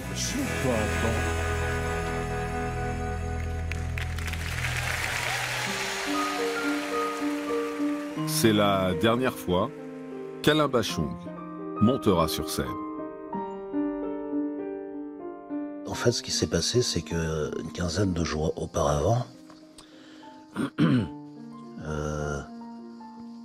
il m'appelle. Il me dit « Jeannot ». Je dis « Ouais, Alain ». Il me dit « Je sais pas si je vais aller au bout de la route. Porte-toi bien, porte-toi bien. » Et là...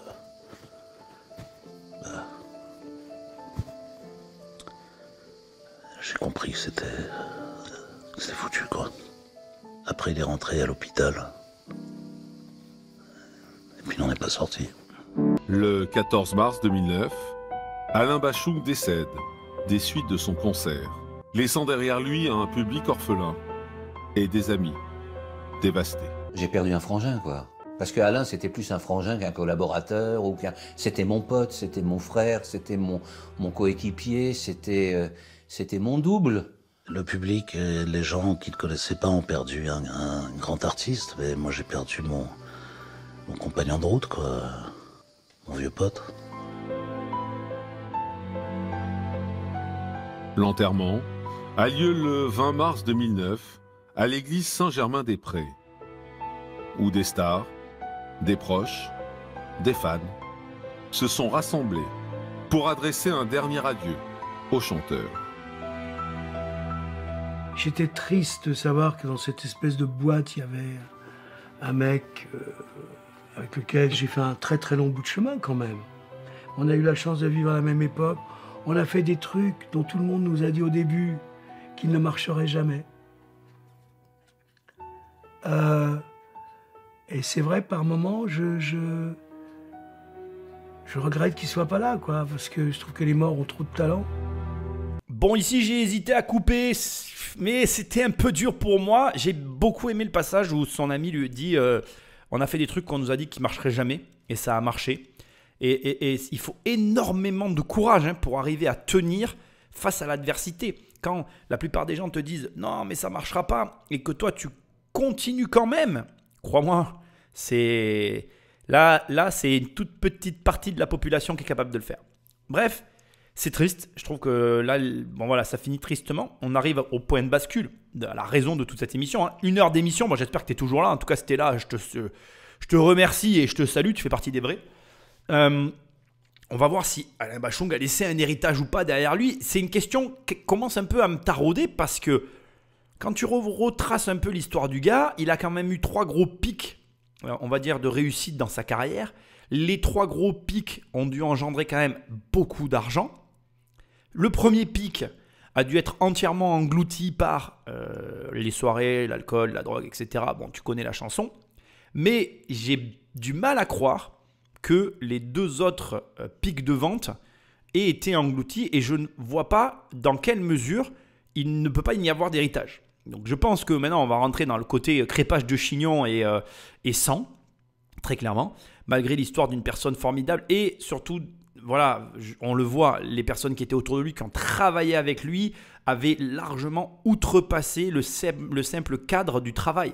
C'est-à-dire qu'on voit que c'était quelqu'un avec lequel les gens avaient plaisir à travailler, plaisir à échanger, plaisir à être. Et je pense que ça dénote quand même, à mon sens, d'une personnalité qui avait non seulement du talent, mais en plus un grand cœur et voilà, des choses à nous donner. Et je pense qu'il n'y a pas de hasard. Que comme ça a été dit, il n'y a que les morts qui ont du talent, mais il n'y a que les gens qui ont ce genre de comportement qui ont aussi du talent. Tu ne peux pas avoir de talent et être détesté de tout. Ça ne fonctionne pas.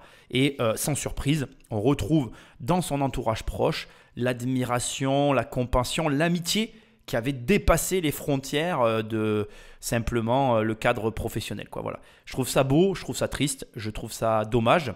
Je pense qu'on est face à une histoire tragique et je trouve ça d'autant plus tragique que, c'est quelque chose que je dois te dire maintenant à ce stade, dans une vie comme ça, si tu m'écoutes, je t'invite vraiment à le faire, tu as l'obligation de faire un testament. Même s'il n'est pas respecté, qu'il y ait au moins les dernières volontés de la personne. Et je pense que tu dois coucher sur le papier tes dernières volontés parce que c'est important. je pense, que on sache au moins ce que tu aurais voulu. Et très souvent, dans cette génération-là, parce que tu vas voir, il va y en avoir d'autres émissions sur des gens connus, il n'y avait pas ce souci de léguer quoi que ce soit derrière soi. On vivait sa vie de manière un peu insouciante. La vie était tellement dure au départ qu'on était dans cette espèce de course folle. Puis, il y a beaucoup de montagnes russes aussi, tu l'as vu, hein, il a vécu des montagnes russes. Et ces montagnes russes ne nous laissent pas le temps, à un moment donné, d'aller prendre les conseils et aussi le temps de faire les démarches pour laisser quelque chose. On va voir s'il y avait un testament ou pas. J'ai des gros doutes. Je sens bien l'histoire sans testament et avec beaucoup d'argent. Alors, il y a 2 choses. Maintenant, je vais te le dire et je vais faire un petit peu un pronostic, hein, parce que je n'ai pas vu la suite ni la fin. Il y a 2 choses. Il y a d'un côté les revenus issus des droits d'auteur qui vont perdurer et qui doivent perdurer à ce jour encore, parce que la SACEM continue de récolter et de transmettre les revenus liés aux chansons qui passent sur les radios si ça passe. Donc ça doit exister toujours encore aujourd'hui, d'un côté. Et de l'autre, il y a ce qui a été acquis pendant son vivant, avec l'argent qu'il a gagné, ce qu'il a fait de son argent. Et à mon avis, donc déjà la partie SACEM, la partie argent qui est reversée régulièrement, ça doit représenter quelque chose d'assez important. Et de l'autre côté, tu as l'acquisition où là j'ai un doute qui plane, mais je le sens quand même bien. Il a été comptable, donc je pense qu'il a dû quand même faire 2-3 trucs avec son argent. En tout cas, il avait acheté déjà une maison en banlieue parisienne. Il a dû au moins acheter un appart. Je suis sûr qu'il y a des trucs derrière. Bref, on va voir tout ça. Sans plus de transition, allez Patrick, envoie-moi la suite, je suis curieux là. Et à mon avis, je suis pas seul. Bashung a extrêmement bien vendu dans sa vie. Il y a eu des cartons dès les années 80 avec Gabi qui s'est vendu à 400 000. Même sur la fin, Bleu Pétrole a très bien marché. La Fantaisie Militaire avait très bien marché. On parle de scores qui sont de 500-600 000. Un succès qu'il savoure. D'autant plus que ses débuts, dans les années 70, ont été difficiles. On essayait de faire des galas où on prenait un peu d'argent et on rêvait de faire des droits d'auteur parce qu'on savait que par l'intermédiaire de la Société des auteurs et compositeurs de musique, si on avait une chanson qui marchait, ça pouvait faire tomber des sous. Mais avec Alain, on n'a jamais fait de tube ensemble. On essayait de faire des maquettes, on essayait de faire du rock'n'roll, et à chaque fois qu'on présentait ça aux maisons de disques, on se faisait jeter.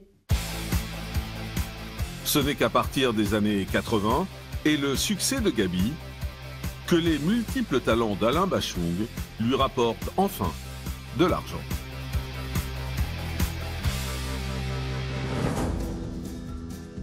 Bashung, il savait tout faire. C'est ce type d'artistes qui sont à la fois auteurs, compositeurs, interprètes. Ouais. Et à un niveau, il n'y en a pas beaucoup qui l'ont atteint, ce niveau-là. Un artiste avec Alain Bashung, c'est des cachets pour aller sur scène, donc c'est un salaire quand vous allez jouer, en concert, en tournée, et puis c'est des droits d'auteur sur ce que vous avez composé, sur ce que vous avez écrit, et des droits voisins. Quand vous chantez votre propre chanson, vous touchez en plus des droits comme interprète. Et puis, par ailleurs, vous percevez un pourcentage sur l'exploitation, la diffusion de ce travail. Donc Alain Bashung, au sommet de sa carrière, c'est une machine à argent qui tournait vraiment très très bien. Et dans les années 90, avec les retombées de son titre « Oser Joséphine », il se décide à investir dans l'immobilier. Jusqu'à Joséphine, quand même, il y a eu une période un peu creuse. Et je me souviens, à la salle Saint-Cloud, c'était pas brillant financièrement. Hein. Grâce quand même au succès de Joséphine, il avait pu acheter cette petite maison dans un village des Yvelines, ce qui était d'ailleurs mieux pour le gamin, parce que du coup, il y avait un grand jardin. C'est dans cette maison que grandira son fils, Arthur. Mais quelques années plus tard, son divorce va littéralement le ruiner.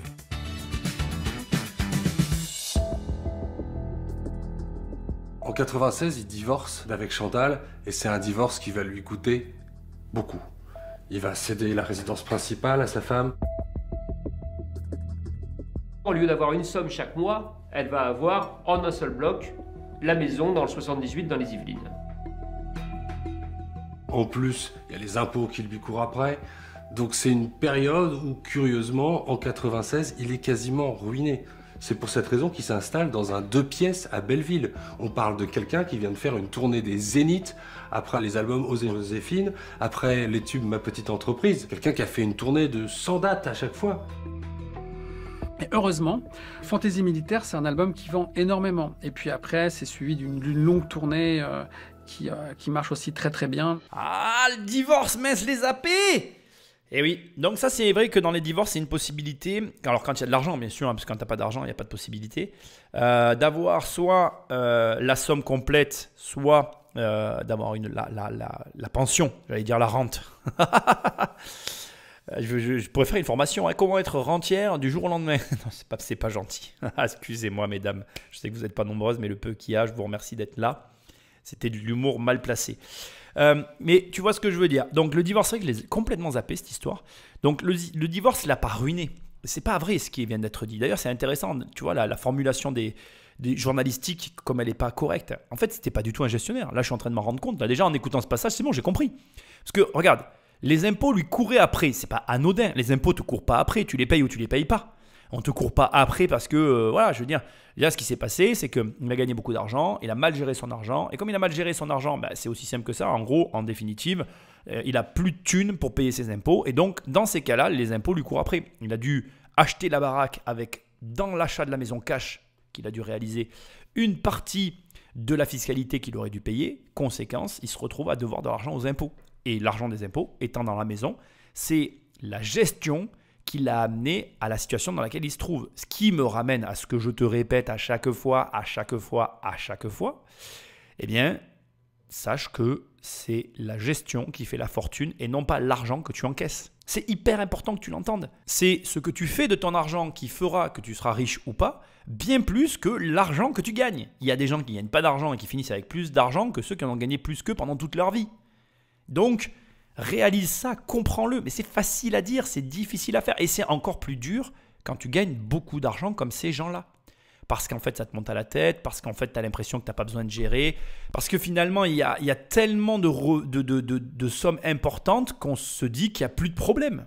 Alors qu'en définitive, et c'est marrant parce que je crois que c'est quelque chose qui n'est pas assez répété, plus tu gagnes, plus c'est dur. Et c'est vrai, hein. Plus tu gagnes, plus c'est dur, parce qu'il y a les impôts à gérer, la fiscalité qui est croissante, la fluctuation des revenus, gérer aussi finalement le rapport à l'argent que tu entretiens au quotidien, gérer le changement, enfin bref, gérer tout ça. Et malheureusement, je crois qu'Alain Bashung, il n'a pas du tout géré. Grâce au succès de cet album, paru en 1998, il investit de nouveau dans la pierre.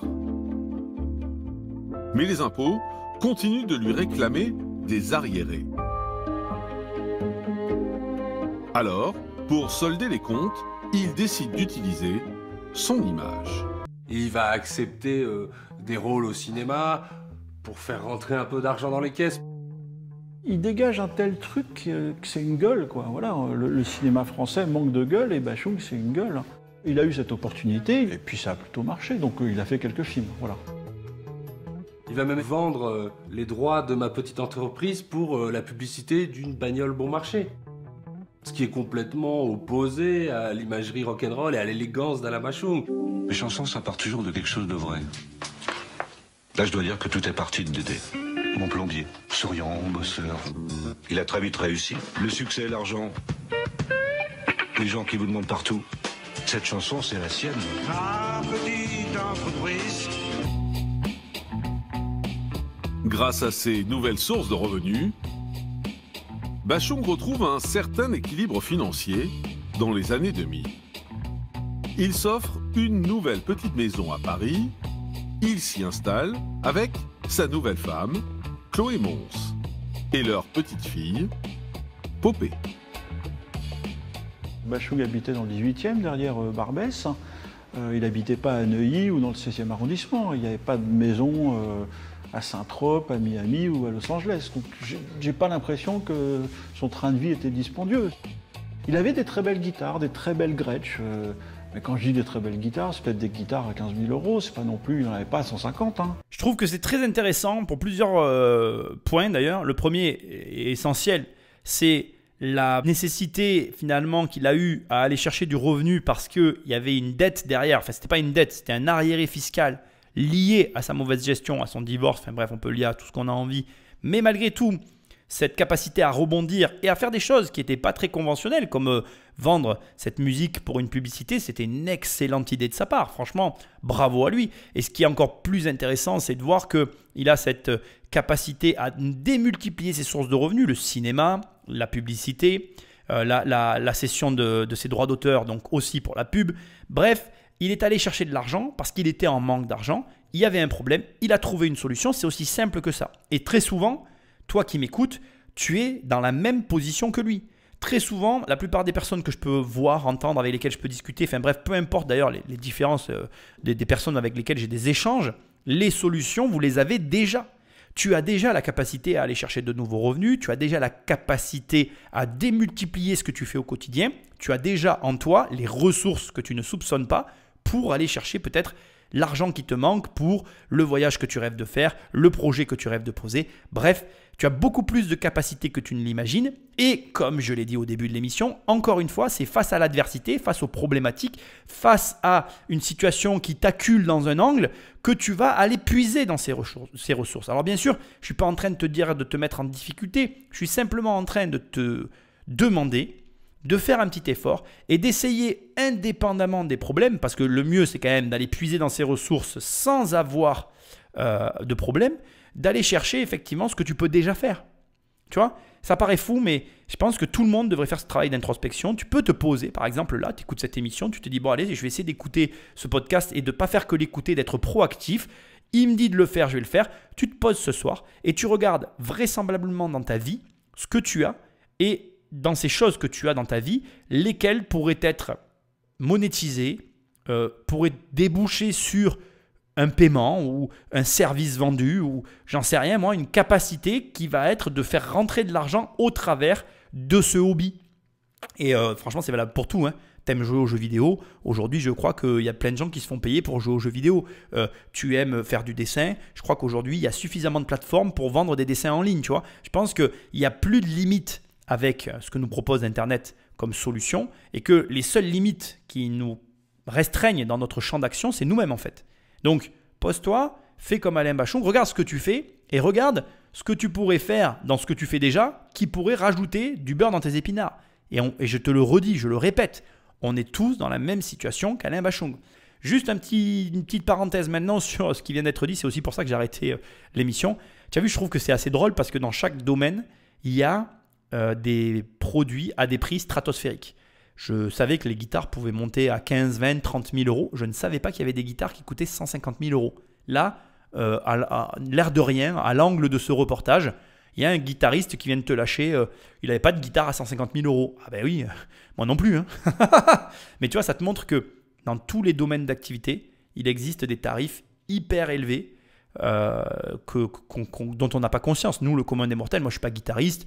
Je n'ai jamais regardé des guitares à je ne sais quel prix. Déjà pour moi, je savais que les guitares à 10 000, 15 000 euros existaient. Alors à 150 000 euros, ça me paraît délirant. Ça te montre que, ça aussi c'est une piste de réflexion, même dans ton marché, il existe un marché de luxe. Donc, ne serait-ce que ça.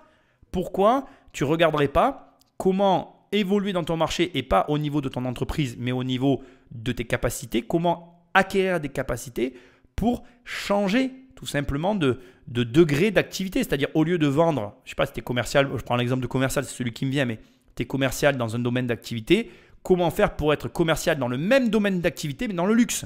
Parce que forcément, comme les prix sont plus élevés, les revenus le sont eux aussi. Tu vois, il y a toujours des moyens de trouver des solutions, de trouver des chemins pour obtenir ce que l'on cherche. Et ce n'est pas que l'argent. Je te l'ai dit tout à l'heure, c'est aussi des rencontres. Va à la rencontre des gens. Rencontrer quelqu'un, ça crée des opportunités. Et il y a trop peu de gens qui le font, ça aussi. Et c'est très dommage. Ça n'a jamais été un flambeur, Alain Bachung. Ça n'a jamais été un mec qu'on a surpris à sortir du crayon en Ferrari. C'était pas du tout son délire. Donc voilà, c'est quelqu'un qui avait une maison, qui avait un petit peu d'argent. Et sa vraie richesse, son vrai patrimoine, c'est ses chansons, c'est son répertoire. Ce que laisse Alain Bachung aussi, c'est des malles pleines et des disques durs pleins de chansons inédites, de petits bouts, d'essais, de maquettes, de chansons en yaourt, hein, sans paroles définitives. Donc l'héritage d'Alain Bachung, c'est aussi ça, c'est aussi tous ces inédits qui sont dans les greniers. À sa mort, le 14 mars 2009, Alain Bachung laisse donc un héritage musical conséquent, estimé à des centaines de milliers d'euros. Et se sachant condamné, le chanteur a pris soin de rédiger son testament le 1er février 2008. Alain Bachung laisse 2 enfants, nés de 2 mariages différents. Un enfant majeur, Arthur, et puis la petite Popée qui a, je crois, 7 ans lorsqu'il décède. Mais la lecture de son testament, en mars 2009, va donner le vertige à son fils aîné, Arthur.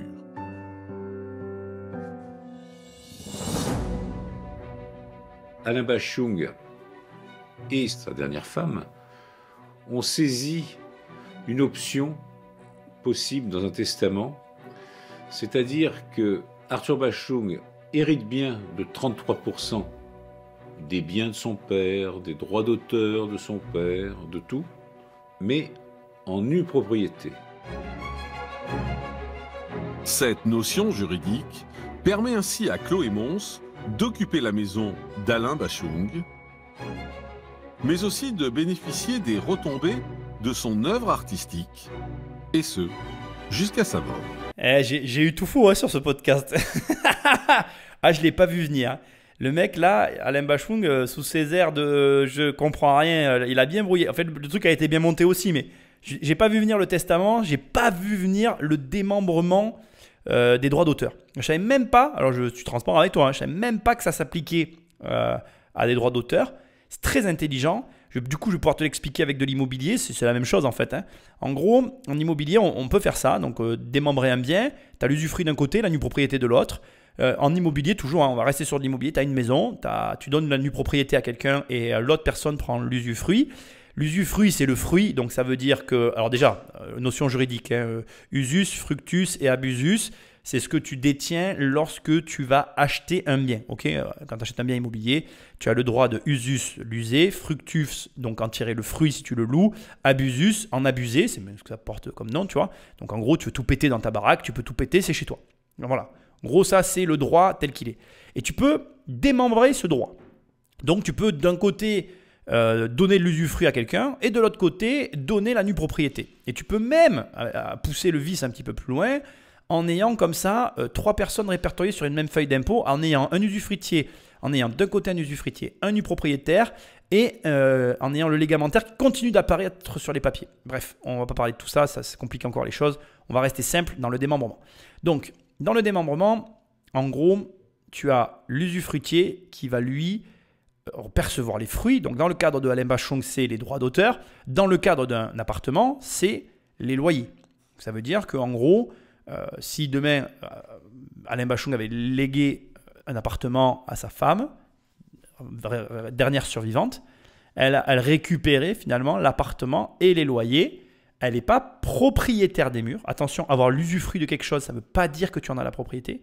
Ça veut juste dire que tu récupères le fruit. Et de l'autre côté, la nue propriété, toujours en faisant le parallèle avec l'immobilier, c'est beaucoup plus simple.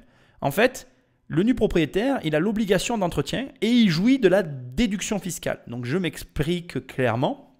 En gros, tu as toujours cet appartement, c'est ta femme survivante qui encaisse le loyer. Et ton fils, lui, il est nu propriétaire de l'appartement. Demain, il y a des travaux dans l'appartement. C'est ton fils qui doit faire les travaux et payer les travaux. Et comme il paye les travaux, eh bien derrière, il a le droit de déduire ces travaux de sa feuille d'impôt, ce que n'a pas le droit de faire l'usufruitière. L'usufruitière, elle doit déclarer les revenus et du coup, elle paye des impôts en conséquence. Mais elle n'a aucune déduction en face possible. Alors que l'autre, c'est l'inverse. Il n'a pas de revenus, mais il a de la déduction. Alors là où ça devient intéressant, et je ne le sais pas, c'est que dans le droit musical, j'imagine bien que la nue propriété, si elle lui est acquise, elle a une conséquence, laquelle je ne sais pas. Quelle est la charge, finalement, pour Arthur, le fils d'Alain Bachung, d'entretenir quoi sur des droits musicaux, je ne sais pas. Par contre, il y a une autre subtilité qui est très importante dans un démembrement, c'est que malgré le démembrement qui répartit revenus et charges, derrière, il y a le pourcentage de détention de la propriété pleine. Donc ici aussi, je ne sais pas si ça a été proposé, mais ce n'est pas logique complètement cette histoire, puisque en réalité, il devrait y avoir 50-50, puis derrière, sur les 50% se séparant avec la nouvelle femme d'Alain Bachung, il devrait y avoir une décomposition entre la fille et l'épouse survivante. Et pour le fils Arthur Bachung, il y avait les autres 50% qui lui revenaient de plein droit. Donc je pense aussi que Alain Bachung a usé du droit de quotité. Alors attention, je vais essayer de t'expliquer en podcast, c'est un peu compliqué, mais je pense que tu vas comprendre. En gros, tu as un patrimoine. Et normalement, alors en France, tu n'as pas le droit, on va commencer par ça. D'abord, en France, tu n'as pas le droit de déshériter un enfant, d'accord? Donc ça, c'est la base. Donc chaque enfant doit avoir une quotité qui correspond, enfin la quotité de chaque enfant doit au moins correspondre à 1/3 de la valeur du patrimoine que tu possèdes. Donc on va prendre un chiffre d'1 million d'euros, 1/3 de 1 million d'euros, ça fait 300 000 euros.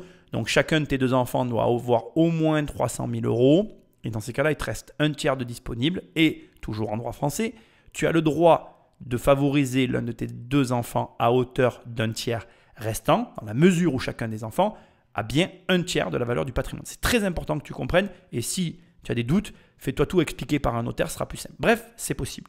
Et je suppute, mais je ne le sais pas, je suppute que Alain Bachung ait donc usé de son droit de quotité envers sa fille et sa femme au détriment de son fils. Mais ça, je ne sais pas si ça va être dit dans le reportage, mais je voulais te le préciser parce que voilà, les héritages, c'est quelque chose de particulier. Et je vais dire quelque chose qui ne va pas te plaire, mais malgré tout, je le pense. Il y a beaucoup de familles qui pratiquaient ça avant, mais un héritage, dès qu'il commence à avoir une certaine consistance, une certaine taille, une certaine ampleur, je trouve, en tout cas en ce qui me concerne, que c'est dommage de le briser en 1000 morceaux. Tu vois ce que je veux dire? Donc, je ne donne pas raison à Alain Bachung, c'est pas bien, parce que quand tu as deux enfants comme ça, en plus de 2 couches différentes, c'est très compliqué pour les enfants restants, et il faut essayer de penser à tout le monde, et c'est pas simple. Mais, s'il y a... après, voilà, je pense pas qu'il rentre dans le détail du testament, mais c'est quand même, alors déjà, très surprenant et très intéressant la façon dont ça vient d'être monté, je savais même pas que c'était possible. Et ensuite, je pense qu'il y a un droit de quotité, et je veux quand même que tu entendes que moi, je ne suis pas opposé à la volonté de vouloir conserver la structure de base du patrimoine. Un gros patrimoine qui va perdre 1/3 de sa valeur parce qu'il a été cédé à un de ses enfants, ça ne va pas entacher le patrimoine parce que normalement les enfants vont réussir à le faire continuer de grossir. Mais un patrimoine divisé par 2, ça peut l'affaiblir et donc ça peut être dommage. C'est mon opinion, ça n'engage que moi. En gros, Arthur Bachung doit attendre le décès de Chloé Mons pour pouvoir hériter de la part qui lui revient. Sachant qu'il y a 10 ans d'écart entre la belle-mère et le fils, c'est presque méprisant pour son fils. Bon, il n'y a pas grand-chose à dire. C'est certain que ce n'est pas un problème de mépris, c'est un problème d'argent. On ne va pas se mentir. C'est-à-dire qu'il y a des droits d'auteur qui sont reversés, qui doivent être... J'aimerais bien qu'on ait le montant d'ailleurs, qui doivent être ce qu'ils doivent être, peu importe. Des droits d'auteur qui permettent à celui ou celle qui les encaisse de ne pas travailler. J'ai envie de te dire, quand c'est pas toi qui as fait une œuvre et qui en touche le fruit, je pense que bah voilà, il n'y a pas de honte à avoir. Si demain ton père il a écrit des titres et que tu encaisses ces titres, ces droits d'auteur sur les titres, tant mieux pour toi, il n'y a pas de jalousie à avoir premièrement. Et puis c'est un héritage, très bien. Mais je comprends qu'il y ait des enjeux derrière, financiers, et puis aussi de volonté d'encaisser cet argent. Et puis indépendamment de tout ça, ça reste néanmoins l'héritage de ton père pour Arthur, de ton ex-mari pour Chloé et pour sa fille aussi, son père, parce que on oublie la petite fille qui à ce moment-là a 9 ans, mais ça reste néanmoins son père et elle aussi elle a des droits là-dessus. Donc je pense que le vrai fond du problème, c'est la répartition de l'héritage avec comment je dirais, j'allais dire le décalage, mais c'est pas le décalage, avec le choix qu'a dû faire Alain Bachung de donner une part de la quotité à sa fille et à son ex-femme au détriment de Arthur, ce qui a créé une tension supplémentaire. Mais malheureusement, c'est sa volonté, ça a été fait de son vivant, et même si ça t'est arrivé à toi, tu ne peux rien faire. Il n'y a aucun recours juridique à ça. C'est pour ça que, vraiment, hein, je fais cette série d'émissions, et après je reprendrai aussi qui veut être mon associé, etc. Mais ce qui est important que tu entendes ici, c'est que tu dois t'occuper de tes affaires, de ton vivant. Tu dois faire des affaires de ton vivant, mais tu dois aussi t'occuper de tes affaires pour après ta mort. Surtout si, comme moi, tu fais de l'investissement et que c'est revenu de la même manière que les revenus de droits d'auteur de musique vont continuer à perdurer après ton décès. Et crois-moi, que tu aies 2, 3 ou 4 enfants, ils se battront pour ça. Ils se battront comme là, ils vont sûrement se battre parce que plus les enjeux sont importants, plus tout le monde veut sa part du gâteau. Arthur Bachung, c'est pas du tout le fils d'eux qui est dans les meilleures universités, qui fait des disques produits par papa, des films par les copains. Non, non, c'est quelqu'un qui est intérimaire, qui travaille en usine. Il semblerait qu'Arthur accuse Chloé d'avoir voulu éloigner Alain Bachung de sa famille. Chloé répondra une seule et bonne fois pour toutes dans le match en disant qu'elle a fait ce qu'elle a pu pour que cette relation entre son père et le fils existe et que d'un côté comme de l'autre, il n'y avait plus de désir pour que cette relation vive. Donc moi je suis pas là pour faire des potinages, il y a eu plein de déboires, des problèmes, elle m'a pas laissé seul dans la chambre avec mon père, j'ai pas eu la bonne horaire de l'enterrement, de la mise en terre du cercueil de mon père, mais après il y en a qui disent qu'il est arrivé en retard, enfin bref, je te passe tous les détails, on n'est pas là pour parler de ça. Ce que je voulais mettre en avant ici, c'était que Arthur a pas une situation professionnelle et financière avantageuse. À part et en dehors d'ailleurs de l'héritage que sa mère a reçu finalement, puisqu'elle a reçu la maison, je te rappelle, lors de la séparation, Chantal, la mère d'Arthur, Arthur n'a rien eu d'autre.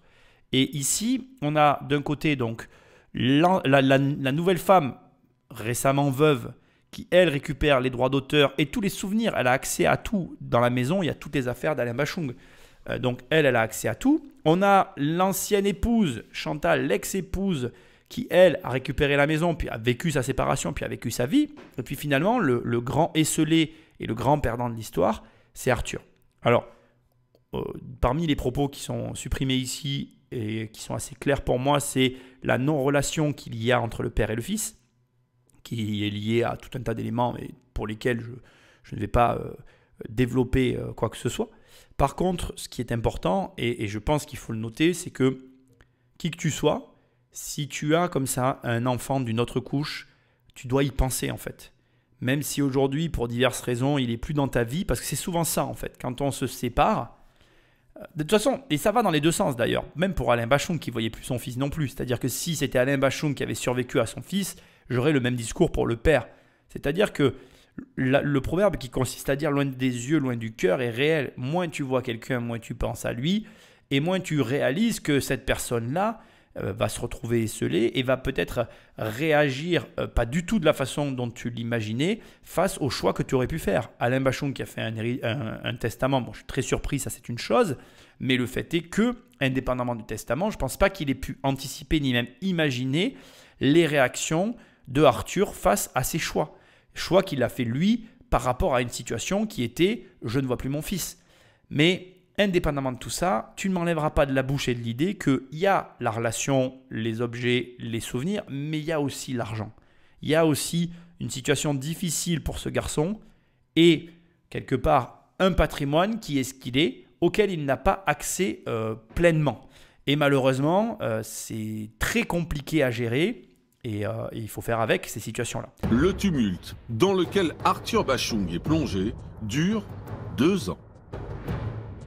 Et le 14 avril 2011, il décide enfin d'attaquer le testament et d'assigner Chloé Mons devant les tribunaux. Les avocats d'Arthur vont contester la validité du testament. Le premier argument important, c'est de dire Alain Bachung n'est pas apte à dicter formellement ce testament-là aussi précis au notaire. Mais quand vous êtes chez le notaire, vous êtes là pour recevoir des conseils, qu'on vous aide à mettre des mots techniques.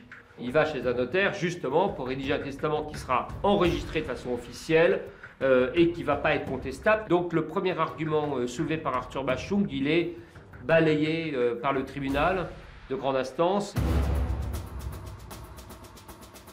Les avocats d'Arthur estiment également qu'Alain Bachung aurait agi par vengeance. Le chanteur aurait gardé une amertume contre Chantal, la mère d'Arthur, et les conditions de leur divorce en 1996. En gros, Alain Bachung dit dans son testament si je favorise Chloé Popé, c'est-à-dire ma dernière épouse et ma petite fille, c'est parce que la mère d'Arthur a déjà perçu largement sa part. Et de fait, on sait que dans le divorce, elle va avoir en un seul bloc la maison dans le 78 dans les Yvelines. Et Alain Bachung l'a eu mauvaise visiblement. Mais ce deuxième argument ne convainc pas la Cour. Donc le raisonnement des juges, c'est de dire non, non, vous vous trompez. Peut-être que par amertume, votre père a voulu effectivement rappelé que le divorce, ça lui avait coûté cher et que quand même il trouvait ça un peu injuste, la façon dont il avait dû laisser la maison dans le 78 à Chantal. Mais en réalité, il vous laisse quand même un tiers de son héritage, comme la loi l'y oblige, et donc vous ne pouvez pas dire que vous êtes déshérité par vengeance au profit de votre petite sœur et de votre belle-mère. Le 9 avril 2013, le tribunal de grande instance déboute Arthur Bachung. Mais le fils du chanteur décide de porter l'affaire devant la cour d'appel de Paris. Et le verdict tombe le 12 février 2014. Il repousse les demandes d'Arthur Bachung et considère que le testament est valable sur tous les points, aussi bien dans la forme que dans son esprit. La justice va estimer que Alain Bachung n'a pas cherché spécialement à avantager un de ses enfants par rapport à l'autre et qu'au décès de l'héritière Chloé Mons, les deux auront une part équitable. Quand la cour d'appel dit que le testament est valable et ne peut pas être annulé, ben là, le testament s'applique complètement. Les biens et les droits dont Arthur Bachung hérite, il ne les touchera qu'à la mort de Chloé Mons, puisqu'elle en a l'usufruit. Alors, ici, on va débunker, c'est pas le bon terme, on va un peu détailler le processus judiciaire qu'a utilisé donc Arthur Bachung pour attaquer Chloé Mons. Ici, il faut bien que tu comprennes qu'il y a deux étapes. Donc, une première action en justice avec finalement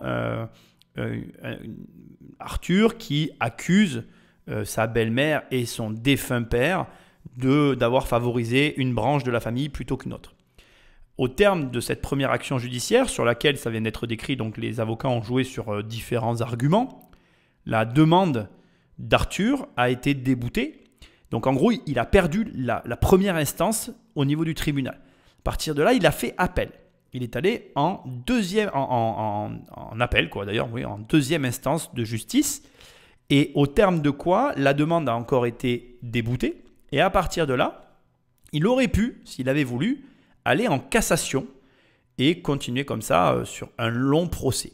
Le point hyper important ici, qui est très symptomatique et qui corrobore ce que je te dis depuis le départ, c'est que Arthur n'a, à mon avis, pas les moyens d'aller en cassation.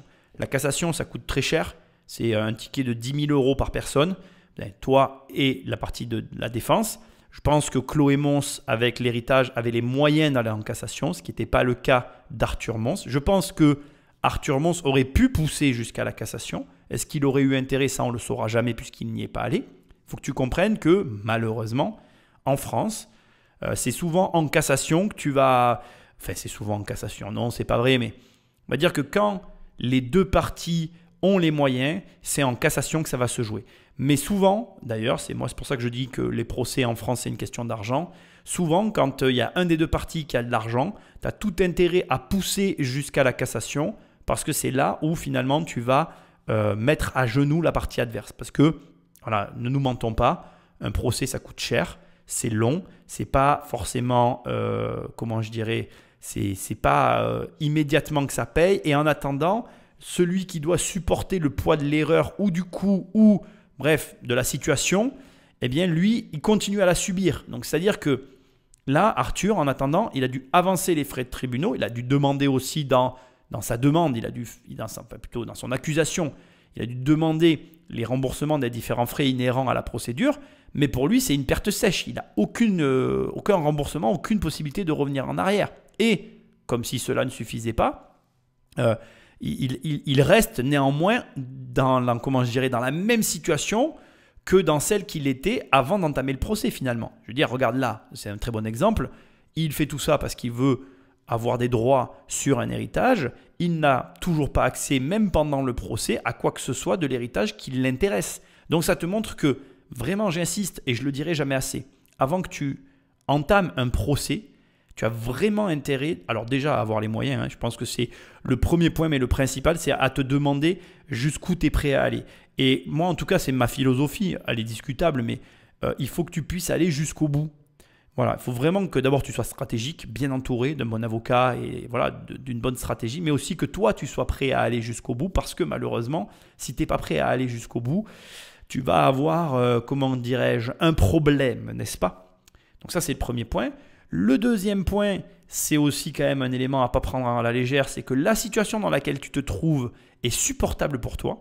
Parce que ça aussi, c'est quelque chose que beaucoup de gens ignorent dans les procès, mais jusqu'au terme de la procédure, et même parfois après, parce que parfois il peut arriver qu'une procédure, enfin qu'un juge statue à ton avantage, mais que la situation ne se retourne pas pour autant. C'est-à-dire que tu as tout ce qu'il faut pour, ben voilà, j'ai gagné, la justice dit que tu devrais me rembourser, tu devrais ceci, tu devrais cela. Oui, mais il est insolvable. Bon, ben finalement, tu as gagné, mais tu n'as rien, quoi. Donc, ce que j'essaye de te dire, c'est qu'il faut que tu trouves une solution, malgré la procédure judiciaire, à la situation dans laquelle tu te trouves, pour la rendre plus supportable le temps du procès. Et troisièmement, il faut que tu sois prêt à attendre parfois très longtemps, parce que c'est malheureux, triste, enfin bref, appelle ça comme tu as envie, mais parfois les procès, ça dure très longtemps pour un résultat qui est très décevant. Je suis désolé, hein, je ne suis pas du tout un croyant de la justice en général, et encore moins de la justice française. La justice française ne marche pas. De toute façon, je pense qu'il n'y a pas grand-chose qui marche dans ce pays, mais parmi toutes les choses qui marchent très mal, il y a la justice française. Donc, vraiment, hein, l'adage qui consiste à dire il vaut mieux un mauvais arrangement qu'un bon procès, je t'assure qu'il est extrêmement vrai. Et regarde, alors là c'est malheureux, mais il se vérifie, quoi. Alors en plus, bon, au grand malheur, il a été très mal conseillé. Alain Bachung, sans doute que, pardon, pas Alain, parce que c'est le père qui est décédé, paix à son âme, Arthur Bachung a été extrêmement mal conseillé, parce que là, tu attaques sur comment je dirais, un testament fait chez le notaire. Bon voilà, ça a été très bien démonté, même par les journalistes. C'est improbable que tu arrives à gagner là-dessus.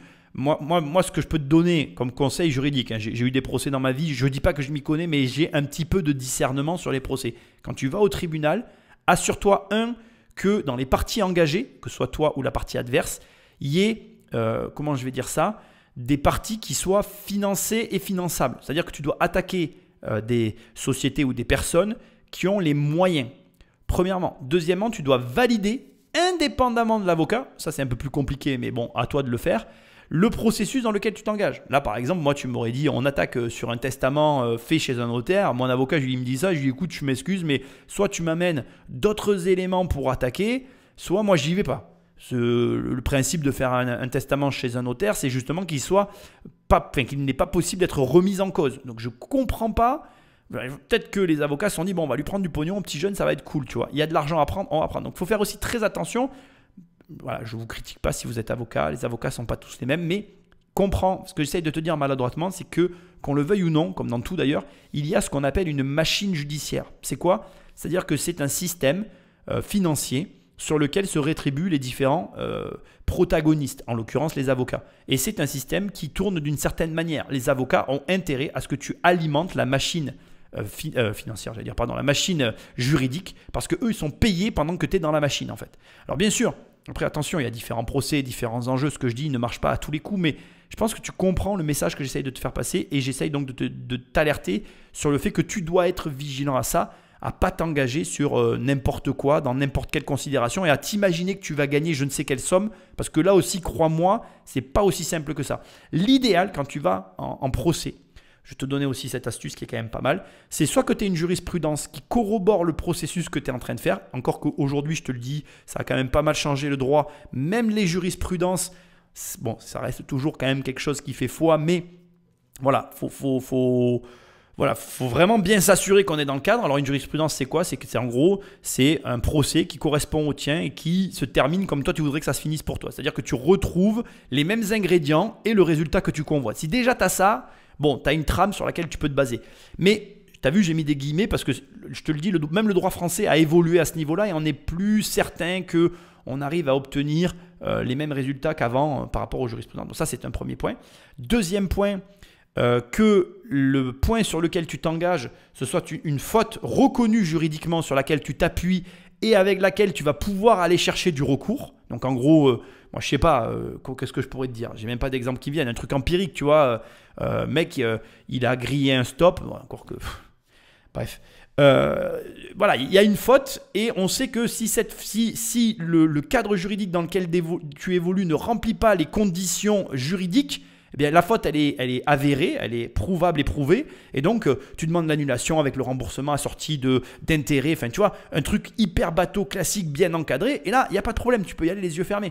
Tout le reste, comme là, tu vois, des trucs d'héritage et tout, franchement, c'est affreux ce que je vais dire. Soit tu as des moyens de te payer un putain d'avocat de fou furieux qui va faire la diff. Soit, franchement, je suis désolé, mais vraiment désolé, j'aimerais parler autrement, mais c'est la réalité de notre pays. N'y va pas, quoi. Je veux dire... Je suis désolé pour Arthur Bachung. En plus, vraiment, vraiment, vraiment très désolé parce que c'est vraiment le grand perdant d'histoire, c'est lui et le laisser pour compte et c'est dégueulasse.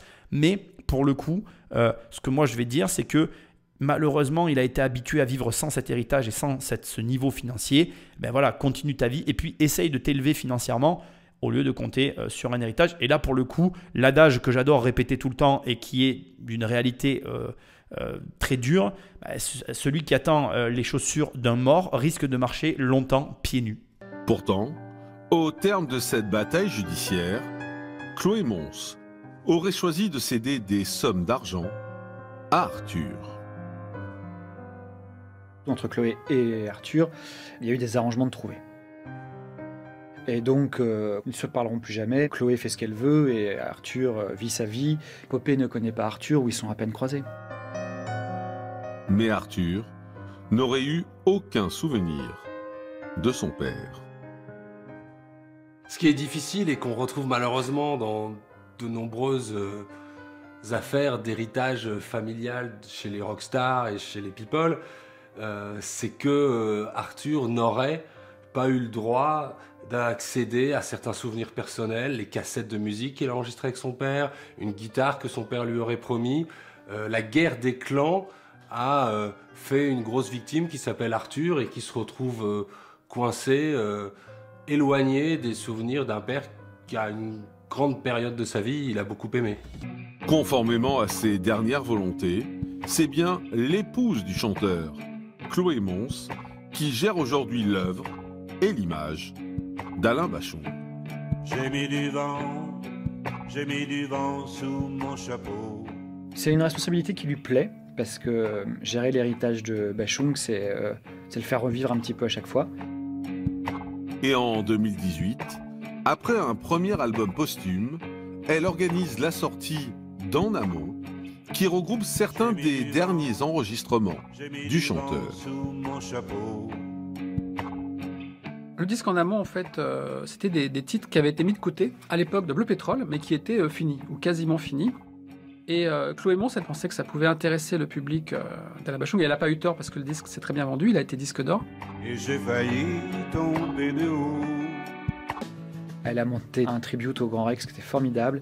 L'idée, c'est de profiter d'archives, de voir Bachung, de revoir Bachung dans ses moments les plus incroyables, et de conjuguer ça avec des artistes qui vont lui rendre hommage. Et là, miracle, les places du Grand Rex, qui fait quand même 2500 places, se sont vendues en quelques heures. Preuve que sur la scène musicale subsiste encore l'écho d'Alain Bachung. T'imagines le délire? Juste avec des artistes, juste avec une tribute, elle va faire un melting point d'artistes qui vont honorer la mémoire d'Alain Bachung et elle remplit le Grand Rex, avec des pistes de musique inachevées d'un ancien album disque d'or. Elle ressort un album posthume de nouveaux morceaux qui est à nouveau disque d'or. C'est la poule aux œufs d'or, quoi. Donc c'est fou de voir que, tu vois, finalement, c'est des vrais héritages, qui a un réel potentiel et un enjeu financier énorme. Et là, je sais déjà le goût amer que tu as dans la bouche et que j'ai aussi, c'est qu'on finit cette émission sans avoir aucun montant et sans savoir de quoi on parle. Alors, j'ai fait des recherches et je suis au regret de t'annoncer que je n'ai rien trouvé de fiable et de quoi te donner à manger en termes de montant. Je pense malgré tout que, il y a des sommes qui sont quand même assez importantes. Donc juste pour te donner une notion sur un album posthume comme ça, un disque d'or, tu peux taper sur Google, Un disque d'or, ça rapporte à un artiste en moyenne 500 000 euros. Ça représente 50 000 ventes. Donc c'est quand même, on parle de coquettes sommes, de jolis montants. Et donc si tu veux, ça te montre que à un moment donné, il y a des enjeux financiers qui sont importants et qui avaient de quoi aller au tribunal pour Arthur Bachung, même s'il est passé à côté, parce qu'aujourd'hui, Chloé Mons, qui gère, alors comme il dit, ça lui plaît, ça plairait à tout le monde, tu prends comme ça des trucs, tu organises des trucs et bim, ça te rapporte de l'argent. En plus, donc les artistes, c'est un petit peu comme les peintres si tu veux, quand ils ont une certaine renommée, qu'ils ont atteint un certain niveau, après leur mort, ils ont une cote. Et donc, tu as certains artistes qui se vendent même mieux après leur mort, de leur mort que de leur vivant. Ça, c'est le paradoxe le plus total. Et donc, ça te montre que un héritage, de quelque nature qu'il soit, il a une vraie valeur et il permet bien évidemment aux héritiers qui savent gérer de continuer à vivre sans jamais plus avoir besoin de travailler. Il y a quand même maintenant des points hyper importants dans cette émission qui ont dû t'alerter et qui sont, à mon sens, hyper importants. Le premier, c'est que de son vivant, Alain Bachung, finalement, il n'a pas eu d'argent en fait. Il a plus ou moins tout dépensé. Ce n'est pas un reproche que je lui fais, mais c'est quelqu'un qui a extrêmement bien gagné sa vie et qui corrobore ce que je te répète depuis toujours, à savoir que ce n'est pas les sommes que tu gagnes qui font ta fortune, mais c'est ce que tu fais de ton argent. Deuxièmement, et c'est hyper important, tu le vois ici, plus il y a d'argent en jeu, plus il y a de problèmes. Et c'est vrai que cette histoire d'Alain Bachung, elle n'est pas sans nous rappeler l'histoire de Johnny Hallyday. Un petit peu la même situation, deux familles qui se déchirent pour un héritage, alors à des montants et des sommes beaucoup plus colossales. Je ne devrais pas le dire, mais avec Johnny Hallyday, moi j'ai travaillé dans une des banques dans laquelle il était, et quand j'étais jeune, je m'amusais à regarder ses comptes bancaires puisqu'on y avait accès. En fait, quand tu travailles en banque, tu as des ordinateurs et tu pouvais accéder aux comptes. C'est pas bien, je ne devrais pas le dire, mais qui a travaillé en banque et ne l'a pas fait?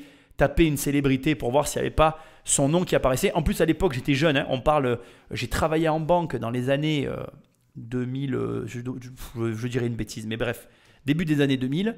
Et je connaissais son nom, son vrai nom. Donc voilà, c'était facile de le trouver. Bref, tout ça pour te dire que dès qu'il y a de l'argent, il y a des problèmes et que, comme je te l'ai clairement, j'allais dire sous-entendu, j'ai fait plus que te le sous-entendre, je te l'ai conseillé, anticipe au maximum ton héritage. Et si, comme moi, tu fais partie de la famille des investisseurs, tu as l'obligation d'anticiper ton héritage parce que nous, comme Alain Bachung, quand on va mourir, il y a de l'argent qui va continuer à arriver sur les comptes. Cet argent, il va falloir le gérer, il va falloir l'administrer, comment dirais-je, l'entretenir. Parce que moi, dans mon cas, en tout cas dans notre cas, en tant qu'investisseur immobilier, il y a de l'entretien derrière. Et tout ça, il faut qu'il y ait quelqu'un qui soit là pour bien faire tourner la machine. Donc, je t'invite, dès à présent, si tu ne l'as pas déjà fait, à commencer à y réfléchir premièrement déjà à un éventuel testament, surtout si tu as du patrimoine. Et deuxièmement, une fois que tu y as réfléchi, que tu as commencé à travailler sur quelque chose, à te rapprocher de ton notaire et à le faire. Parce que comme tu peux le voir, il y a plein de choses qui sont possibles à faire sur les testaments, sur les héritages, etc. Et ce n'est pas quand on est mort qu'on y pense, c'est quand on est vivant. Parce que là, si Alain Bachung il n'avait rien fait, ça se serait passé encore, je dirais, de façon pire. Ça aurait été plus sanguinaire, je pense. Parce que si rien n'avait été fait, ça aurait fini à coup d'avocat. Alors que là, comme tout était fait, même si ça a fini à coup d'avocat de la même manière, les jeux étaient déjà faits. Et finalement, son héritage, il n'est pas dilapidé, qu'on le veuille ou non. S'il a agi dans le but de protéger ce qu'il avait construit, aujourd'hui, il y a une personne qui gère. Somme toute, de ce qu'on peut voir sur la fin, elle gère plutôt pas mal. Puisque je ne pense pas qu'on l'ait jamais vu se plaindre ni quoi que ce soit. Et en plus, elle fait des opérations qui, comme tu viens de le voir, sont plutôt, je dirais, réussies. Un disque d'or posthume sur des anciens morceaux qui ne sont jamais sortis, qui lui a rapporté, plus ou moins, bien évidemment, je ne connais pas les chiffres, mais c'est ce que j'ai trouvé en faisant des recherches, 500 000 € sur une opération. Il y a des gens, ils travaillent toute leur vie et ils n'auront jamais pareil capital. Donc, encore une fois, ça montre qu'il ne suffit pas d'avoir un héritage pour réussir, encore faut-il savoir le gérer. Voilà, écoute, ça faisait très longtemps qu'on n'avait pas fait une émission de 2 heures. Ça m'a fait extrêmement plaisir. Si tu n'as pas vu le temps passer, like, partage, laisse-moi un commentaire là où tu écoutes ce podcast parce que tu sais que c'est difficile à référencer. Va sur Immobilier Compagnie, dans l'onglet formation, il y a des formations, dans l'onglet livres, il y a des livres et dans l'onglet coaching, on peut travailler ensemble sur le sujet que tu souhaites. Et puis moi, je te dis à très bientôt dans une prochaine émission. Salut!